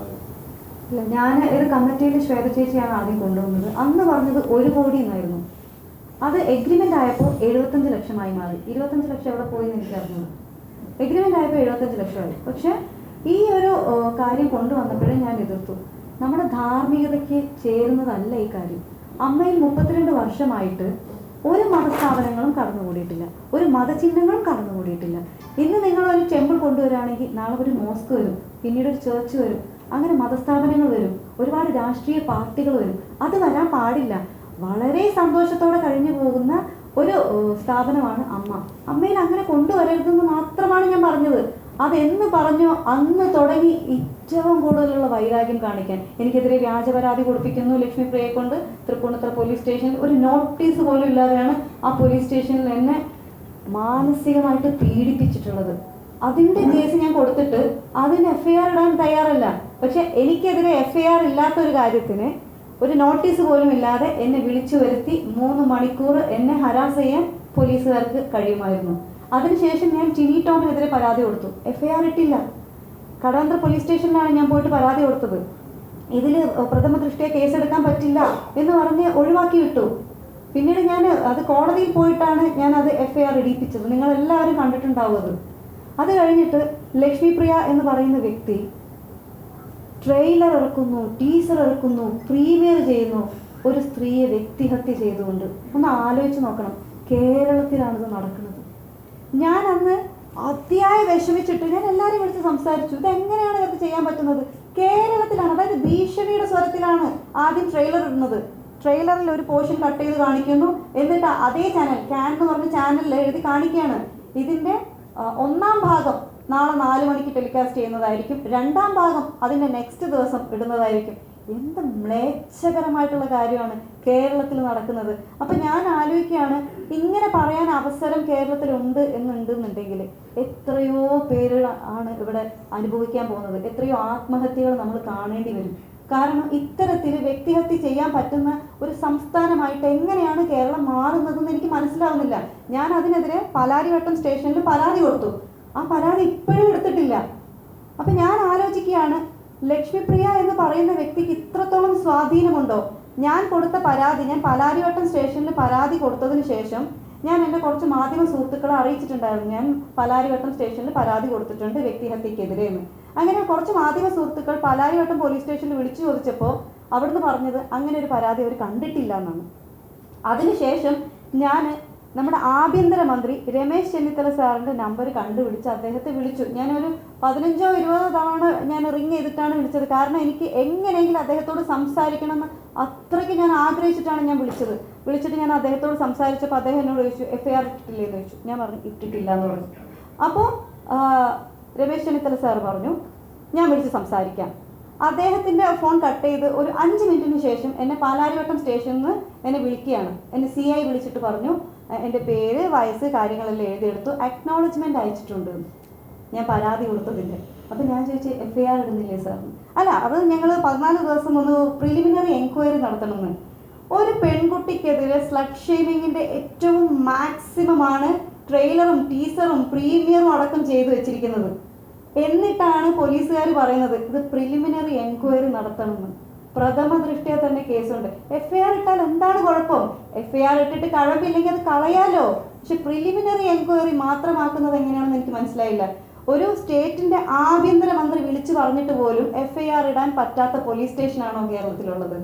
അപ്പൊ നമ്മൾ ആലോചിക്കേണ്ടിയിരിക്കുന്നു, കേരളത്തിലുള്ള പോലീസ് സ്റ്റേഷനുകൾ എല്ലാം ഇങ്ങനെയാണോ ഇങ്ങനെയല്ലേ എന്ന് നമ്മൾ തീർച്ചയായിട്ടും അറിയണം. ഇപ്പോൾ ഓപ്പറേഷൻ തൂഫാൻ നടക്കുന്നുണ്ട്. എനിക്ക് ആഭ്യന്തരമന്ത്രിയോടുള്ള റിക്വസ്റ്റ് ആണ്, ഓപ്പറേഷൻ തൂഫാനോടൊപ്പം തന്നെ ചെയ്യേണ്ട ഒരു പ്രധാന കാര്യമാണ് സാധാരണക്കാർ പോലീസ് സ്റ്റേഷനിൽ പരാതിയുമായിട്ട് വരുന്ന സമയത്ത് ആ പരാതി എടുക്കുന്നുണ്ടോ, അല്ലെങ്കിൽ പരാതിക്കാർക്ക് സ്വാധീനവും പണവും ഒന്നും ഇല്ലാന്നുണ്ടെങ്കിൽ അവരുടെ പരാതി എടുക്കില്ലേ? ആരോപണ വിധേയരായിട്ടുള്ളവരെ സഹായിക്കാനാണോ പോലീസ് സ്റ്റേഷൻ പ്രവർത്തിക്കുന്നത് എന്നുള്ളത് ഓപ്പറേഷൻ തൂഫാനോടൊപ്പം തന്നെ അല്ലെങ്കിൽ അതിന് മുകളിൽ പ്രാധാന്യം അർഹിക്കുന്ന ഒരു കാര്യമാണ്. അത് തീർച്ചയായിട്ടും ആഭ്യന്തരമന്ത്രി തീർച്ചയായിട്ടും ശ്രദ്ധിക്കേണ്ട കാര്യമാണ്. ഓപ്പറേഷൻ തൂഫാനോടൊപ്പം എല്ലാ പോലീസ് സ്റ്റേഷനുകളിലും കൃത്യമായിട്ട് കേസ് എടുക്കുന്നുണ്ടോ, കേസ് രജിസ്റ്റർ ചെയ്യുന്നുണ്ടോ, പരാതിയുമായിട്ട് വരുന്ന സ്ത്രീകളെ അപമാനിക്കുന്നുണ്ടോ എന്നുള്ള കാര്യം വ്യക്തത വരുത്തേണ്ടതാണ്, അന്വേഷിക്കേണ്ടതാണ്. ആഭ്യന്തരമന്ത്രി വിളിച്ചു പറഞ്ഞാൽ പോലും കേൾക്കാത്ത പോലീസാണോ ഇവിടെ ഉള്ളത് എന്നുള്ളത് അത്ഭുതപ്പെടുത്തുന്ന കാര്യമാണ്, ഭയപ്പെടുത്തുന്ന കാര്യമാണ്. ഞാൻ ഇതേ വിഷയം തൃക്കാക്കര മണ്ഡലത്തിലെ MLA ആയിട്ടുള്ള ഉമാ തോമസ് മാമുമായിട്ട് സംസാരിച്ചു. അതുപോലെ തന്നെ മിനിസ്റ്റർ ബിന്ദു കൃഷ്ണ മാമുമായിട്ട് സംസാരിച്ചു. പക്ഷെ എനിക്ക് ഇതുവരെ ഒരു നീതിയും കിട്ടിയിട്ടില്ല. അപ്പൊ എനിക്ക് നീതി കിട്ടുന്നത് കോടതിയിൽ പോകുമ്പോൾ മാത്രമാണ്. കോടതിയിൽ മാത്രം വിശ്വസിക്കാൻ പറ്റുന്ന ഒരവസ്ഥയിൽ ഒരു പൗരന് ജീവിക്കേണ്ടി വരുന്ന ഒരു അവസ്ഥ ആലോചിച്ചു. അപ്പൊ പിന്നെ പോലീസ് സ്റ്റേഷൻ എന്തിനാണ്? നമുക്ക് ഡയറക്റ്റ് കോടതിയിൽ പോയിട്ട് പരാതി കൊടുത്താൽ പോരെ, പിന്നെ എന്തിനാണ് പോലീസ് സ്റ്റേഷൻ? എനിക്ക് മനസ്സിലാവണില്ല അത്.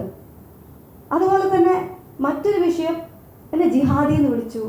ഞാൻ പ്രൊഡക്ഷൻ കൺട്രോളർ ഉൾപ്പെടെ ടിനി ടോമിൻ്റെ ഡ്രൈവർ ഉൾപ്പെടെ മതം മാറ്റാൻ ശ്രമിച്ചു എന്ന് പറയുന്നു. ഡബിൾ ഡാഡി സിൻഡ്രോമാണ് എനിക്കിന്ന് മെസ്സേജ് അയക്കുന്നു. 17 പേരടങ്ങുന്ന എക്സിക്യൂട്ടീവ് കമ്മിറ്റിയുടെ വാട്സപ്പ് ഗ്രൂപ്പിലാണ് അയച്ചത്. അന്നത് സ്ത്രീവിരുദ്ധതയാണ് ആ അയച്ചതെന്ന് പറയാൻ അന്ന് അവിടെ ഒരു പ്രസിഡന്റ് ഉണ്ടായിരുന്നില്ല, മറ്റ് എക്സിക്യൂട്ടീവ് മെമ്പേഴ്സും ഉണ്ടായിരുന്നില്ല. വുമൺ കാർഡ് എപ്പോഴും പറയുന്ന ആളുകൾ ശ്രദ്ധിക്കണം. വുമൺ കാർഡ് പറയേണ്ടത് അത് പ്രിവിലേജ്ഡ് ആയിട്ടുള്ള ആളുകളല്ല പറയേണ്ടത്. സ്ത്രീകൾക്ക് കിട്ടേണ്ട അർഹതയുള്ള സ്ത്രീകൾക്ക് കിട്ടേണ്ട പരിഗണന കിട്ടാതിരിക്കുന്ന സ്ത്രീകൾക്ക് വേണ്ടിയിട്ടാണ് അത് പറയേണ്ടത്. പ്രിവിലേജ്ഡ് ആയിട്ടുള്ള ആളുകൾ രക്ഷപ്പെടാൻ വേണ്ടിയിട്ടല്ല അത് പറയേണ്ടത്. അന്ന് ഒരാളും പറഞ്ഞില്ല ടിനി ടോം പറഞ്ഞത് മോശമാണ്, അങ്ങനെ പറയരുത് എന്ന്. മറ്റൊരു വനിതാംഗം എക്സിക്യൂട്ടീവ് കമ്മിറ്റിയിലുണ്ടായിരുന്നു. അവർ മെയ് 12 ഒരു പരാതി കൊടുത്തിട്ട് ആ പരാതി പോലും എടുത്തിട്ടില്ല. അശ്ലീലമാണ് വിളിച്ചു പറഞ്ഞത്.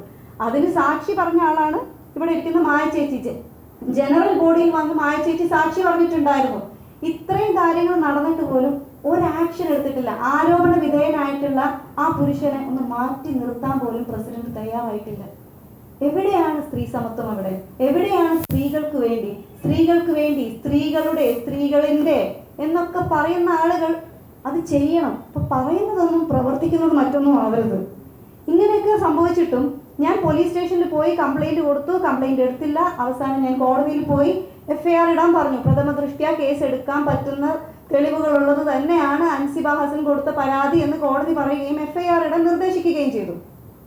അതിനുശേഷം കമ്മീഷണർ മീഡിയയോട് സംസാരിക്കുന്ന ഒരു വീഡിയോ ഞാൻ കണ്ടു. എനിക്ക് ഭയങ്കര വേദനയാണ് ആ വീഡിയോ കണ്ടിട്ട് തോന്നിയത്. അദ്ദേഹം പറഞ്ഞത് അത് അവർ തമ്മിൽ അങ്ങോട്ടും ഇങ്ങോട്ടും പരാതികളും കൗണ്ടർ പരാതികളും ഉണ്ടായിരുന്നു. എന്ത് പരാതി, എന്ത് കൗണ്ടർ പരാതി എനിക്കറിയില്ല. ഞാൻ ശ്രീ ടിനി ടോമിനെതിരെ കൊടുത്ത ഒരു പരാതിയെ എനിക്കറിയുള്ളൂ. കമ്മീഷണർ വീണ്ടും പറയുന്നുണ്ട് ഇത് അമ്മ സംഘടനയിൽ ഒരു പ്രശ്നമാണ്, അത് അവരവിടെ തീർപ്പാക്കിയതാണ്. ആര് പറഞ്ഞു തീർപ്പാക്കിയെന്ന്? അങ്ങനെ ഒരു പ്രശ്നം അമ്മ സംഘടനയ്ക്കകത്ത് തീർപ്പാക്കിയിട്ടേ ഇല്ല. കമ്മീഷണർക്ക് എങ്ങനെയാണ് അങ്ങനെ പറയാൻ പറ്റുന്നത്? അതുപോലെ പറയുന്നത്, റിപ്പോർട്ടിൽ പറയുന്നത് ടിനി ടോം അത് തമാശയ്ക്ക് പറഞ്ഞതാണ് ജിഹാദി എന്നും ഒരു വ്യക്തിക്ക് ഡബിൾ ഡാഡി സിൻഡ്രോം ആണെന്നും ആ വ്യക്തിക്ക് മറ്റുള്ള പലരുമായിട്ടും പല രീതിയിലുള്ള ബന്ധങ്ങളുണ്ടെന്ന് പറയുന്നതൊക്കെ തമാശയായിട്ട് കാണാനാണോ പോലീസ് ഇവിടെ ഇരിക്കുന്നത്? അത് തമാശയാണെന്ന് എങ്ങനെയാണ് പോലീസുകാർക്ക് പറയാൻ പറ്റുന്നത്? അപ്പോൾ സിറ്റി പോലീസ് കമ്മീഷണർ അത് പറഞ്ഞതിൽ എനിക്ക് ഭയങ്കര വിഷമമുണ്ട്. ഇതാണോ നീതി എന്ന് എനിക്കറിയില്ല. ഇത് നീതി അല്ല, അനീതിയാണ് ഇവിടെ നടന്നുകൊണ്ടിരിക്കുന്നത്. ഇത്രയും അനീതി നടന്നുകൊണ്ടിരിക്കുമ്പോഴും കേരളത്തിലുള്ള ജനങ്ങളോടാണ് എനിക്ക് വിശ്വാസമുള്ളത്. എല്ലാ ജനങ്ങളും ഇതിനെതിരെ പ്രതികരിക്കണം. ഇവിടെ വർഗീയത ഉണ്ടാവാൻ പാടില്ല, വർഗീയവൽക്കരണം ഉണ്ടാവാൻ പാടില്ല. എല്ലാ പോലീസ് സ്റ്റേഷനുകളും കൂടെ പരിശോധിക്കണം. വർഗീയവൽക്കരണം പോലീസ് സ്റ്റേഷനുകളിലും നടന്നിട്ടുണ്ടോ എന്നുള്ളത് തീർച്ചയായിട്ടും അന്വേഷിക്കേണ്ട കാര്യമാണ്.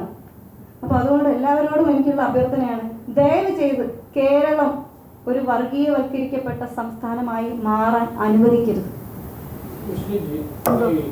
ശ്വേതാമേനോൻ ഇനി അമ്മ ഓഫീസിലേക്ക് വന്നാൽ എന്തായിരുന്നു നിങ്ങളുടെ പ്രതികരണം? സ്വാഭാവികമായി ഇന്നലെയൊക്കെ പറഞ്ഞിരുന്നു എങ്ങനെയാണ് തടയോ, എങ്ങനെയാണ്? തീർച്ചയായിട്ടും ഞങ്ങൾ ആലോചിച്ച് തീരുമാനിക്കും. ഞങ്ങൾ അങ്ങനെ തന്നെയാണ് തീരുമാനിച്ചിരിക്കുന്നത്.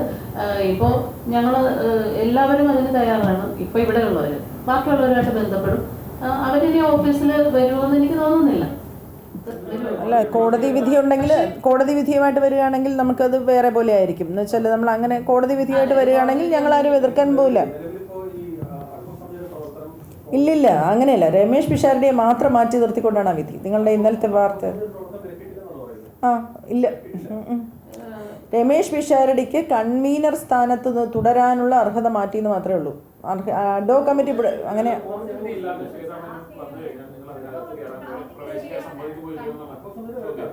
അല്ല, കൺവീനർക്ക് സ്റ്റേ. അതായത് ഒന്നാമത്തെ കാര്യം, ഈ അഡ്ഹോ കമ്മിറ്റി എന്ന് പറയുമ്പോൾ എല്ലാ മെമ്പേഴ്സും ഒരുപോലെയാണ്. അവിടെ പ്രസിഡന്റ് പോയാൽ ബാക്കിയുള്ളവർ പോയെന്ന് അർത്ഥമില്ല. കൺവീനർക്ക് മാത്രമാണ് സ്റ്റേ. അപ്പോൾ പുള്ളി രാജിവെച്ചാൽ കഴിഞ്ഞ പ്രശ്നം.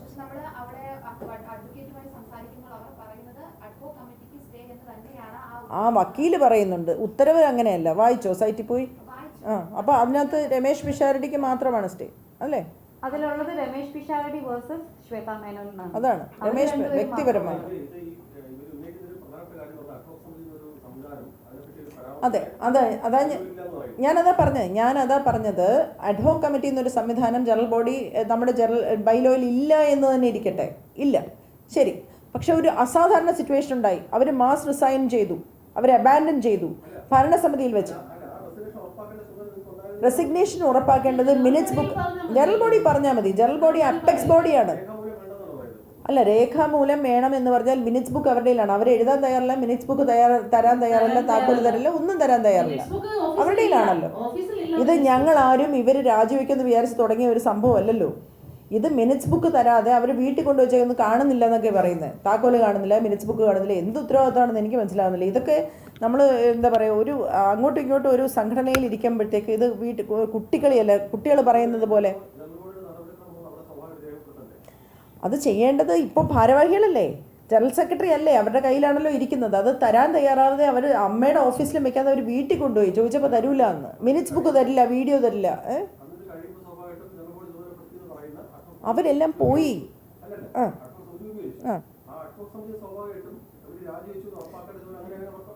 അതായത് അവർ വിളിച്ചിട്ട് ഇല്ല. അഡ്ഹോ കമ്മിറ്റി എന്ന് പറയുന്നത് ആ പേര് നിങ്ങൾ പിന്നെയും പറയണ്ട. അതായത് താൽക്കാലിക, ഞാൻ ആ റൂൾസ് വായിക്കാം നിങ്ങൾക്ക്. അത് ഇത് ഒരു മിനിറ്റ്, ഞാനത് റൂൾസ് വായിക്കാം. ഇതാണ് അതിനകത്ത് ഇപ്പം പറയുന്നത്. 4 റൂളാണ്. The general body is the supreme authority in most societies. അതായത് ഇത് ട്രാവൻകൂർ കൊച്ചി സൊസൈറ്റി ആക്ടിൽ പറയുന്നതാണ്. അത് കഴിഞ്ഞ് they can accept the resignations, appoint an interim or ad hoc committee, appoint and nominate an administrator or returning officer, or conduct fresh elections within a specified period according to the bylaws. ഇത്രയും അധികാരം ഉണ്ട് apex ബോഡിയായ general ബോഡിക്ക്. അവരുടെ മുമ്പിലാണ് രാജിവെച്ചത്. അവരാരും അവരുടെ കൂടെയുള്ള സമിതി ഞങ്ങൾ രാജിവെക്കുന്നില്ല എന്ന് പറയുകയൊന്നും ചെയ്തില്ല. ശ്വേതാ മേനോൻ എന്ന വ്യക്തി തിരിച്ചു വരുന്നു എന്ന് അറിഞ്ഞ നിമിഷം ജോയ് മാത്യു അടക്കം രാജിവെച്ചിട്ട് പോയി. അല്ല, ആയിക്കോട്ടെ, പക്ഷെ രാജു ചെയ്തില്ല, കണക്ക് കാണിക്കാൻ പറയുമെന്നുള്ള ഭയത്തിലല്ലേ. എവിടെ പോയി ജോയ് മാത്യു എന്ന നട്ടലുള്ള പുരുഷൻ? എന്തിനാണ് ശ്വേത തിരിച്ചു വരുമെന്ന് പറഞ്ഞ് ഇറങ്ങി പോയത്? രാജിവെക്കാതെ അവിടെ നിന്ന് ശ്വേതയുടെ കൂടെ ഞാനുണ്ട് എന്ന് പറഞ്ഞ് നിൽക്കാത്ത നെഞ്ചു വിരിച്ച് എവിടെ പോയി? അതും പറയുന്നുണ്ട്. കുത്തടിച്ചതാരാണ്? ഇദ്ദേഹം പറയുന്നത് ആകെ ജനറൽ അവിടെ ഒരു പാർട്ടി നടത്തിയതാണ് കുറ്റം. പാർട്ടി നടത്തിയത് കുറ്റമാണ്. ആര് പറഞ്ഞു ഇവരോട് പാർട്ടി നടത്താൻ? നമ്മൾ ആരുടെയും സൈഡല്ല പറയുന്നത്. എനിക്കൊന്നും ചെയ്യാൻ പറ്റിയില്ല, ഞാനിവിടെ ന്യൂനപക്ഷമായി പോയി, എനിക്കൊന്നും പറ്റിയില്ല. അതൊക്കെ എന്ത് ന്യായമാണെന്നേ. കുക്കു പരമേശ്വരൻ വൈസ് ചെയർമാൻ ആകുന്നതിന് മുമ്പ് അമ്മയിൽ അംഗമായ പ്രേംകുമാർ ചെയർമാനായും വൈസ് ചെയർമാനായും ചലച്ചിത്ര അക്കാദമിയിൽ ഇരുന്നിട്ടുണ്ട്. എന്നിട്ടൊന്നും അദ്ദേഹം ഇതൊന്നും ചെയ്തിട്ടില്ല. അവരെന്തോ ന്യായീകരിച്ചു അവിടെ. എന്തൊക്കെയോ എന്തോ പിന്നെ ഫെസ്റ്റിവലിന് ഇങ്ങനെ ഒരു ഡിന്നർ കൊടുത്തു കഴിഞ്ഞാല് പിന്നെ മലയാള സിനിമയ്ക്ക് എന്തൊക്കെയോ കിട്ടും എന്നൊക്കെയാണ് പറയുന്നത്. അങ്ങനെയാണെങ്കിൽ ഫെഫ്ക എല്ലാ സംഘടനയും ചെയ്യണ്ടേ? തൽക്കാലം ഇതിനകത്ത് പരിഹാരം ഇത് റിസീവർ ഭരണത്തിലേക്ക് പോകുമെന്നൊക്കെ ഭീഷണി മുടക്കിക്കൊണ്ട് ചില യൂട്യൂബേഴ്സ് വന്നിട്ടുണ്ട്. ഇത് സത്യം പറഞ്ഞാൽ ഇത് മുടങ്ങരുത്. എത്രയും പെട്ടെന്ന് ചെറുപ്പക്കാരായ കുട്ടികൾ, ധ്യാൻ ശ്രീനിവാസൻ്റെ ഒക്കെ നേതൃത്വത്തിൽ ചെറുപ്പക്കാരായ കുട്ടികൾ ഇലക്ഷന് നിൽക്കണം, അവർ വരണം. ശ്രീ മോഹൻലാൽ, ശ്രീ മമ്മൂട്ടി, ശ്രീ സുരേഷ് ഗോപി എന്നിവർ അവരുടെ രക്ഷാധികാരികളായി ഇരുന്നുകൊണ്ട് ഈ സംഘടനയെ ഏറ്റെടുക്കണം എന്നാണ് ഞങ്ങൾക്ക് വിനീതമായി പറഞ്ഞു. ഞങ്ങളുടെ എല്ലാവരുടെയും അഭിപ്രായം അതാണ്, ചെറുപ്പക്കാർ വരണം എന്നുള്ളതാണ്. വരും വരും വരും വരും അത് പറഞ്ഞിട്ടുണ്ട്, ധ്യാൻ വരാമെന്ന് പറഞ്ഞിട്ടുണ്ട്. അല്ല ഞങ്ങൾക്ക് അത് അവർക്ക് ഇലക്ഷൻ നിൽക്കാമല്ലോ. അവർ വേണമെങ്കിൽ അടുത്ത തവണ വന്ന് ഇലക്ഷൻ ഒന്ന് പ്രൂവ് ചെയ്യട്ടെ, അവർ മത്സരിച്ച് ജയിക്കട്ടെ. ആരും പറയുന്നില്ല ശ്വേത ഇനി അവിടെ വരരുത്, പ്രാഥമിക അംഗത്വമൊന്നും രാജിവെക്കാൻ ഞങ്ങൾ ആരും പറഞ്ഞില്ല. BJPയുടെ 2 കോടി രൂപ വഞ്ചിച്ചെന്ന് ഒരു ആരോപണമാണെന്ന് പറഞ്ഞിട്ട് പറയുകയാണ് ബാബുരാജ്. ഒറ്റ ഓട്ടം. അതെന്തിനാ? ഞങ്ങൾ ഞെട്ടിപ്പോയി. എന്തിനാ അങ്ങനെ ഓടി? ഇതാരേത്? ഒന്നാമത് ഞങ്ങൾ കണ്ടുപോലില്ലേ, ഓടുന്ന കണ്ടിട്ടാണ് എന്താ സംഭവിച്ചതെന്ന് ചോദിക്കുന്നത്. ഒരുപാട് ബഹളം നടന്നുകൊണ്ടിരിക്കുകയല്ലേ, അടി അടി അടി അടി അടി. അപ്പോൾ അതിൻ്റെ ഇടയ്ക്ക് ഇത് എന്തിനാ ഇവർ ഓടിയത് എന്ന് ചോദിക്കുമ്പോഴാണ് കാര്യം മനസ്സിലാക്കുന്നത്. ആ ചോദിക്കുകയാണ്, ഉറക്കെ ചോദിക്കുകയാണ്, അല്ലാതെ അശ്ലീലമല്ല. നിങ്ങൾ കണക്ക് പറയൂ, നിങ്ങൾ കണക്ക് ചോദിക്കൂ. ആ പൈസ എവിടെ പോയി, ഈ പൈസ എവിടെ പോയി എന്ന് ചോദിച്ചുകൊണ്ടിരിക്കുമ്പോൾ പുള്ളിക്കാരത്തി ഇറങ്ങി ഒറ്റ ഓട്ട് അവിടെ വരെ പോയി. ആരോ പറഞ്ഞു തിരിച്ചു വിളിച്ചുകൊണ്ട് വന്നു. അങ്ങനെ അവരെ ആക്ഷേപിക്കരുതായിരുന്നു. അതൊക്കെ വളരെ സങ്കടകരമായ കാഴ്ചയാണ്. അതൊക്കെ ഇല്ലെന്നൊന്നും ഞാൻ പറയുന്നില്ല. പക്ഷേ ബാബുരാജിനെ കുറിച്ച് ആരോപണം പറഞ്ഞിട്ട് ബാബുരാജിന്റെ കാലത്ത് കണക്കിൽ തെറ്റുണ്ടെന്ന് പറഞ്ഞു. അത് ബാബുരാജ് കൃത്യമായി കണക്ക് കൊടുത്തിട്ടുണ്ട്. കൂടാതെ ആ സമയത്ത് അവിടെ ഓഫീസ് സ്റ്റാഫായിരുന്ന അപ്പു എന്നൊരു സ്റ്റാഫ് ഉണ്ട്. അയാൾക്ക് ശമ്പളം കൊടുക്കാനുണ്ട്. അയാൾ കുറെ കണക്ക് കൊടുത്തിട്ടില്ല. അയാൾ കൊടുക്കൂല എന്ന് പറഞ്ഞു. ഈ ശമ്പളം കൊടുത്തു കഴിഞ്ഞാൽ അയാൾ ആ കണക്ക് കൊണ്ട് ക്ലിയർ ചെയ്യും. അത് എത്രയോ പ്രാവശ്യം പറഞ്ഞതാണ്. പക്ഷെ അവരത് കൊടുക്കാൻ തയ്യാറാണ്. അപ്പോൾ ഇവരോട് ചോദിക്കുന്നത്, നിങ്ങൾ ബാബുരാജിനെ നോട്ടീസ് അയച്ച് വിളിപ്പിച്ചിട്ടുണ്ടോ? ഇല്ല.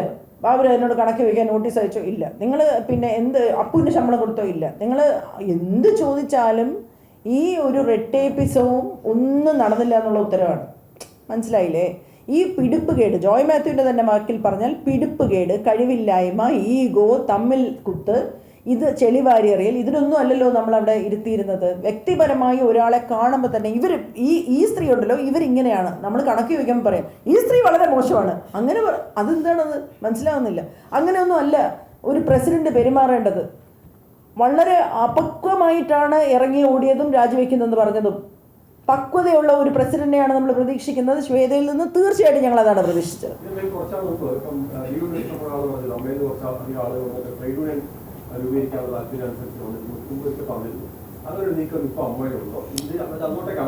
അറിയില്ല, ഞങ്ങൾക്കറിയില്ല. അത് അങ്ങനെയുള്ള ഞങ്ങൾക്ക് ഇന്ന് ഭാവി പരിപാടി, ഞങ്ങൾ ഈ അമ്മ എന്ന് പറയുന്ന സംഘടനയിൽ ഇപ്പോൾ വേണു മച്ചാണെന്ന് പറയുന്ന വ്യക്തി ഇന്ന് രാവിലെയും കൂടെ പറഞ്ഞു, ചേച്ചി ഇത് ഇതാണ് ഞങ്ങളുടെ ആശ്രയം, ഇത് നിൽക്കാതെ നോക്കണം. ഞങ്ങൾക്ക് ഇപ്പോഴും പ്രസിഡൻ്റായ ശ്വേതയോടും അവരുടെ ഗ്രൂപ്പിലുള്ളവരോടും ഉള്ള അപേക്ഷ, നിങ്ങളുടെ ഈഗോയ്ക്കും നിങ്ങളുടെ ജയത്തിനും വേണ്ടി നിങ്ങൾ നിൽക്കാതെ ഇത് അടുത്ത ഇലക്ഷനിലേക്ക് പോകട്ടെ, എന്നിട്ട് നിങ്ങൾ തന്നെ മത്സരിച്ച് ജയിക്കാൻ പറ്റുമെങ്കിൽ ജയിച്ചു വരൂ എന്നാണ്. അപേക്ഷയാണ്. കൈനീട്ടം ഞങ്ങളുടെ വിഷയം അതാണ്. നിർത്തരുത്, ഞങ്ങളുടെ വിഷയം അതാണ്. ഞങ്ങളുടെ വിഷയം തൽക്കാലം ഈ തർക്കങ്ങൾ ഇവിടെ വെച്ച് നിർത്തിയിട്ട് ദയവ് ചെയ്ത് ഇലക്ഷനിലേക്ക് പോകൂ. അവിടെ നിങ്ങളുടെ തന്നെ പാനൽ മത്സരിച്ച് ജയിച്ചു വരൂ. വീണ്ടും അമ്മയിൽ ജയിക്കാൻ നിങ്ങൾക്ക് പ്രൂവ് ചെയ്യാമല്ലോ.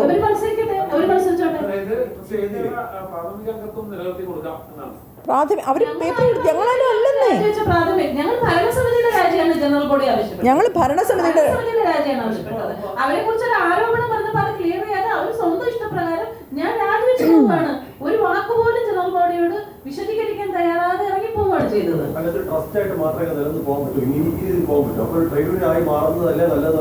അല്ല, അതൊക്കെ മറ്റുള്ള എല്ലാവരും കൂടി എടുക്കുക. ഇത് ജനറൽ ബോഡി എടുക്കേണ്ട തീരുമാനമാണ്. ഞങ്ങൾ 4 പേരും ജനറൽ ബോഡിയെ റെപ്രസെന്റ് ചെയ്ത് വന്നിരിക്കുന്ന ആൾക്കാരല്ല. ഞങ്ങൾ 4 പേരും കഴിഞ്ഞ ഭരണസമിതി ആക്രമിക്കപ്പെട്ട 4 സ്ത്രീകളാണ്. പലതരത്തിൽ ഞാനാണെങ്കിൽ CCTV വിഷ്വൽ മോട്ടിച്ചു കൊടുത്തെന്ന് ജനറൽ സെക്രട്ടറിയും പ്രസിഡന്റും കൂടെ പറയുക. ശ്വേത മേനോനും കുക്കു പരമേശ്വരനും കൂടെ ഒരു ഓഡിയോ സംഭാഷണം I gave it to Mala. I gave അവരുടെ ഒരു സ്ഥിരം തമാശയാണെന്ന് തോന്നുന്നു. കൊല്ലിഞ്ഞ ഐ ഗേവ് എനിക്ക് ഇത്രയും നിയമപരമായ പരിജ്ഞാനമൊന്നും ഇല്ലാതില്ല സഹിൻ. നോക്കൂ എന്താണ് പറയുന്നത്, CCTV വിഷ്വൽ ഞാൻ അമ്മ സെക്കൻഡിൽ നിന്ന് മോട്ടിച്ചു കൊടുക്കാൻ എനിക്ക് തലയ്ക്ക് സുഖമില്ലേ? എന്താ പറയുന്നത്? I gave it to Mala, she asked എന്ന്. എന്നിട്ട് പിറ്റേ ദിവസം പറഞ്ഞു അത് പേഴ്സണൽ ഫോണിലെ ഒരു മെസ്സേജാണ്. നമ്മുടെയൊക്കെ ഫോണിൽ പേഴ്സണൽ ഫോണിൽ നിന്ന് മെസ്സേജ് ലീക്ക് ആകുക എന്നല്ല, ഫോണിൽ നിന്ന് മെസ്സേജ് അയക്കുക എന്നാണ് പറയുക. ഭയങ്കര അടിയും ചകരയാണ്. എന്തൊരു സ്നേഹം. അവിടെ ജനറൽ ബോഡിക്കാ ഞങ്ങൾ കണ്ടത് ജനറൽ ബോഡിക്കാ. അന്ന് അവര് ഭയങ്കര സ്നേഹമായിരുന്നു അന്നത്തെ ദിവസം. തീർച്ചയായും കാരണം ഇവര് തമ്മിലുള്ളൊരു അച്ചടക്കമില്ല, പരസ്പര വിശ്വാസമില്ല, പരസ്പര സ്നേഹമില്ല. ഈ അൻസിപ്പ് ഒഴിച്ച് ബാക്കി 16 പേർക്കും പരസ്പര വിശ്വാസവും സ്നേഹവും ഒന്നുമില്ല. അച്ചടക്കം എന്ന് പറഞ്ഞാൽ 7 അയലത്തൂടെ പോയിട്ടില്ല. കാരണം ഞങ്ങൾ അശ്ലീലം പറഞ്ഞെന്നല്ല പറഞ്ഞത്, വുമൺ കാർഡ് കളിക്കല്ലേ എന്ന് പറഞ്ഞതിന് എങ്ങനെയാണ് ഞാനും മാല പാർവതി അശ്ലീലം പറയുന്നത്? ഞങ്ങളത് പറഞ്ഞിരുന്നു, ഞങ്ങളത് പറഞ്ഞു, വുമൺ കാർഡ് കളിക്കല്ലേ, കണക്ക് കാണിക്കേ, വുമൺ കാർഡ് ഇവിടെ ജയിക്കാനാണ് അതൊക്കെ. പിന്നെ അത് മാത്രമല്ല എൻ്റെ ആയുസ് കുറയുന്നു. ശ്വേതാ മേനൻ എനിക്കൊരു വോയിസ് മെസ്സേജ് അയച്ചു, എൻ്റെ ആയുസ് കുറഞ്ഞുകൊണ്ടിരിക്കുകയാണെന്ന്. ഞാൻ എനിക്ക് വേണമെങ്കിൽ ഇപ്പോൾ ശ്വേത ചേച്ചിയെ പോലെ തന്നെ അത് മീഡിയയിൽ വേണമെങ്കിൽ കൊടുക്കാം, എൻ്റെ ആയുസ് കുറഞ്ഞുകൊണ്ടിരിക്കും. അപ്പം ഞാനത് ആ സമയത്തും പറഞ്ഞു, ഇത് പറഞ്ഞാണ് അശ്ലീലമാണോ? പിന്നെ ഇതേമാതിരി തന്നെ ഫെബ്രുവരി 13 അമ്മ കുടുംബസംഗമത്തിൻ്റെ റിഹേഴ്സൽ ക്യാമ്പിൽ ടിനി ടോം ചേട്ടൻ നീന കുറുപ്പ് ചേച്ചിയെ അശ്ലീലമായ ചീത്ത, അറയ്ക്കുന്ന ചീത്ത, അതും കൈ മുഷ്ടി ചുരുട്ടിക്കൊണ്ട് അവരെ അടിക്കുന്ന, ഞാനാണ് നീന ചേച്ചിയെ ബാക്കിൽ നിന്ന് പിടിച്ച് വലിച്ചത്. 2 നടന്മാർ ടിനി ചേട്ടനെയും പിടിച്ച് വലിക്കുകയായിരുന്നു. ഇത് നീന ചേച്ചി വളരെ കരഞ്ഞുകൊണ്ട് നമ്മുടെ പ്രസിഡന്റ് ശ്വേത ചേച്ചിയോട് പറഞ്ഞപ്പോൾ ശ്വേത ചേച്ചി എന്താ പറയുക, അശ്ലീലത്തിന് ഇതാണ് അശ്ലീലം, അതിന് വിമൺ കാർഡ് ഇറക്കുന്ന ശ്വേത ചേച്ചി എന്തുകൊണ്ട് നീന ചേച്ചിക്കും അൻസിബെ പോലെയുള്ള സ്ത്രീക്കും ഒരു സപ്പോർട്ട് കൊടുക്കാതെ ടിനി ടോമിന് എന്തിനാണ് സപ്പോർട്ട് കൊടുത്തത്? അത് പല പ്രാവശ്യം നീന ചേച്ചി ട്രോമയിൽ പോയിട്ടുണ്ട്.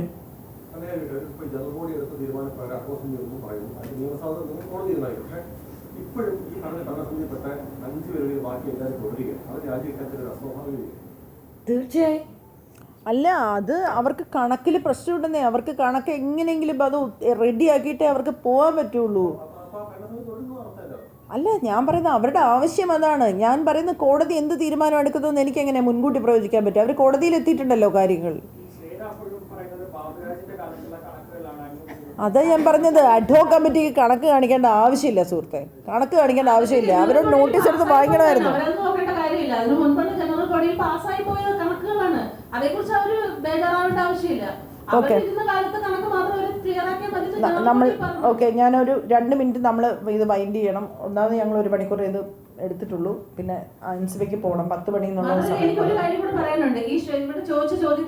അൻസിബ പൊയ്ക്കോട്ടെ.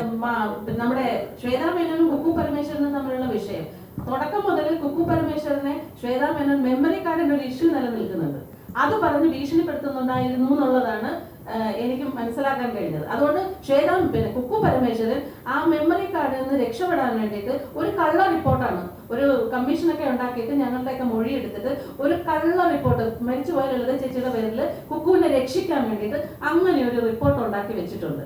ആ റിപ്പോർട്ട് ഉണ്ടാക്കി വെച്ച് കഴിഞ്ഞു, അത് റിപ്പോർട്ട് ആയതിനു ശേഷം പിന്നെ കുക്കു ഏകാധിപതിയായി എന്നുള്ളതാണ് എനിക്ക് മനസ്സിലാക്കാൻ പറ്റിയത്. അതിനുശേഷമാണ് ഇവർ തമ്മിലുള്ള പ്രശ്നങ്ങൾ തുടങ്ങിയിട്ടുള്ളത്.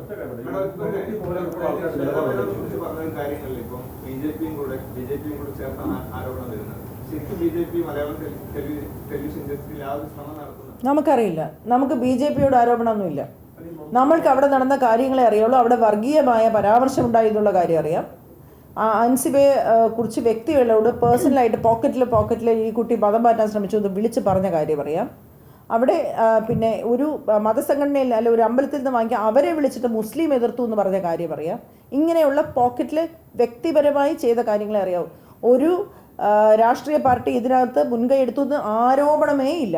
പിന്നെ ഒരു വലിയ ഒരു മൾട്ടിനാഷണൽ കമ്പനിയിൽ നിന്നും പണം കിട്ടുമായിരുന്നു 15 കോടി എന്ന് ഒരു BJP-യുടെ ഒരു സംസ്ഥാന അധ്യക്ഷ സംസ്ഥാന നേതാവ് സംസാരിക്കുന്നത് അത്ഭുതത്തോടെ ഞങ്ങൾ കേൾക്കുകയാണ്. എക്സിക്യൂട്ടീവ് കമ്മിറ്റിയിൽ പറയാത്ത കാര്യം. അത് 2020 കാൻഡിഡേറ്റ് ആയിരുന്ന ലക്ഷ്മി പ്രിയ അവിടെ വിളിച്ച് പോക്കറ്റ്സിൽ വിളിച്ചിട്ട് ഓരോ വ്യക്തികളെ വിളിച്ചിട്ട് നമുക്ക് അദാനിയുടെ പൈസ വരുന്നുണ്ട് എന്ന് പറയുന്നതായും കേട്ടിട്ടുണ്ട്. അല്ലാതെ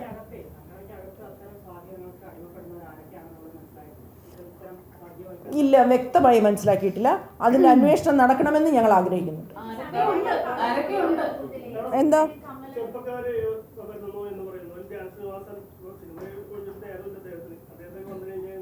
അങ്ങനെയല്ലേ? സിനിമയിൽ ഒഴിയാത്ത ആൾക്കാർ, നേരം സിനിമയിൽ അഭിനയിക്കുന്ന ആൾക്കാരാണ് മുൻകാലത്ത് അമ്മയെ താരസംഘടനയെ നിലനിർത്തിയിരുന്നത്. മോഹൻലാൽ സാർ അടക്കം, മമ്മൂട്ടി സാർ അടക്കം എല്ലാവരും അവിടെ അഭിനയിച്ചുകൊണ്ടിരുന്നപ്പോൾ തന്നെയാണ്.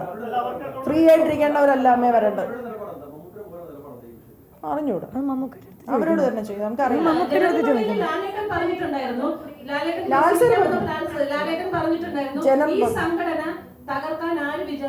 നടക്കില്ല എന്ന് മാത്രമല്ല, ഞാൻ ജനറൽ ബോഡിയുടെ ഒപ്പമാണെന്ന് പറഞ്ഞു. ജനറൽ ബോഡിയുടെ തീരുമാനത്തിനൊപ്പം എന്ത് തീരുമാനമാണെങ്കിലും ഞാൻ നിൽക്കുന്നു പറഞ്ഞു. നമുക്ക് 5 പേര് വിടണം, കോടതി പോകണം. പൈസ വാങ്ങിച്ച് കൈനീട്ടം തരേണ്ട ആവശ്യമില്ല. ഈ ഇത്രയും കാലം അമ്മയുടെ കാര്യങ്ങളൊക്കെ നടന്നു പോയിരിക്കും, പെൻഷൻ ആയാലും എല്ലാം നടന്നു പോയിരിക്കുന്ന അവരുണ്ടാക്കിയ പൈസയാണ്. താരങ്ങള് സ്റ്റേജ് ഷോ നടത്തി ഉണ്ടാക്കിയ പൈസ ഇനിയും 5000 കൂട്ടാൻ വരുന്നതാണ്. അതും ഫണ്ട് ഉണ്ടാക്കാൻ അവർ തയ്യാറാണ്. മമ്മൂക്കയും ലാലേട്ടനൊക്കെ തയ്യാറാണ്. പിന്നെ എന്തിനാണ് ഇങ്ങനെ ഒരു പ്ലേ അവർ നടത്തി ഞങ്ങളെ തായ്ലൻഡിൽ കൊണ്ടുപോകാൻ 1500 രൂപ സ്പോൺസറെ കൊണ്ടുവന്ന് 15 കോടി ഇങ്ങോട്ട് ഇൻവെസ്റ്റ് ചെയ്യേണ്ട ആവശ്യം എന്താണ്? അപ്പൊ ഈ സംഘടന എങ്ങോട്ട് കൊണ്ടുപോകാനാണ് ഉദ്ദേശിക്കുന്നത്? എന്താണ് അവരുടെ പിന്നിലെ ഉദ്ദേശം? ഞങ്ങളെ എല്ലാവരെയും കൂടെ തായ്ലൻഡിൽ കൊണ്ടുപോകുമ്പോൾ അതിന്റെ പിന്നിൽ വേറെ എന്തെങ്കിലും കള്ളത്തിലുള്ളത് പിന്നെ തെളിഞ്ഞാൽ ഞങ്ങൾ എന്ത് ചെയ്യും? ഒന്നാമത് ആദ്യത്തെ 4 ലെയറിലുള്ള 4 കസേര ഇരിക്കുന്ന ആർക്കും പരസഹായം ഇല്ലാതെ നടക്കാൻ പറ്റാത്തവരാ. ഇവരെയും കൊണ്ട് തായ്ലൻഡിൽ എന്തിനാ ഇവർ പോകുന്നത്? ഇന്ന് വരെ പിടിയിട്ടിട്ടാതെ കോംപ്രമൈസിന് ശ്രമിക്കുന്നു എന്നുള്ള രീതിയിൽ അഡ്വക്കേറ്റിന്റെ മുമ്പിൽ എഴുതി കൊടുക്കുന്നതിന് മേലാൽ ടിൻടോമിനെ പറ്റി ഒന്നും പറയില്ല. അപ്പൊ അത് സമ്മതിച്ചില്ല. അപ്പൊ ലാലേട്ടനെ മമ്മൂട്ടിയോടൊപ്പം നിന്നിട്ട് ട്രെയിൻ ചെയ്യാൻ അങ്ങനെ കോംപ്രമൈസിന് ശ്രമിക്കുന്നുണ്ടോ? എന്താണ് വീണ്ടും കേസായിട്ട് മുന്നോട്ട് പോയത്? ഞാൻ കേസായിട്ട് തന്നെ മുന്നോട്ട് പോകാനാണ് തീരുമാനം. രമേശ് പിഷാരടി എന്ന് പറഞ്ഞ അദ്ദേഹത്തെ എനിക്ക് എൻ്റെ കൊളീഗായിട്ട് അറിയാം. അദ്ദേഹം ഇപ്പോൾ MLA ആണ്. അദ്ദേഹത്തിനോടുള്ള റെസ്പെക്റ്റിൻ്റെ പുറത്താണ് ഞാൻ അദ്ദേഹമായിട്ട് സംസാരിച്ചത്. അദ്ദേഹം എന്നെ ഒരുപാട് തവണ വിളിച്ച് സംസാരിച്ചു. അവസാനം ഞാൻ വിചാരിച്ചു, ഇത്രയും തവണ വിളിച്ച് സംസാരിക്കുന്ന ആളല്ലേ, അദ്ദേഹത്തിന് ഞാൻ കൊടുക്കേണ്ട റെസ്പെക്റ്റ് കാരണമാണ് ഞാൻ പറഞ്ഞത്. ശരി, അങ്ങനെയാണ് രമേശ് ചേട്ടൻ സംസാരിച്ചിട്ട് എൻ്റെ അടുത്ത് പറഞ്ഞു, അൻസിബ മാപ്പ് എഴുതി കൊടുക്കണമെന്ന്. അത് എവിടുത്തെ ന്യായമാണ്? അപ്പം ഞാൻ പറഞ്ഞു, ശരി ചേട്ടാ, ഇനി ഇതിനെപ്പറ്റി സംസാരിക്കേണ്ടതാണ്. ഒന്ന് ആലോചിച്ച് നോക്കൂ, പരാതിക്കാരി മാപ്പ് എഴുതി കൊടുക്കണം, അത്രയും പരാതി പറയൂല എന്ന്. ഇത് വെള്ളരിക്കാ പട്ടണോ? അതിനെപ്പറ്റി എനിക്കറിയില്ല. അത് ഞാൻ ആ ഓഡിയോ കേട്ടപ്പോഴാണ്.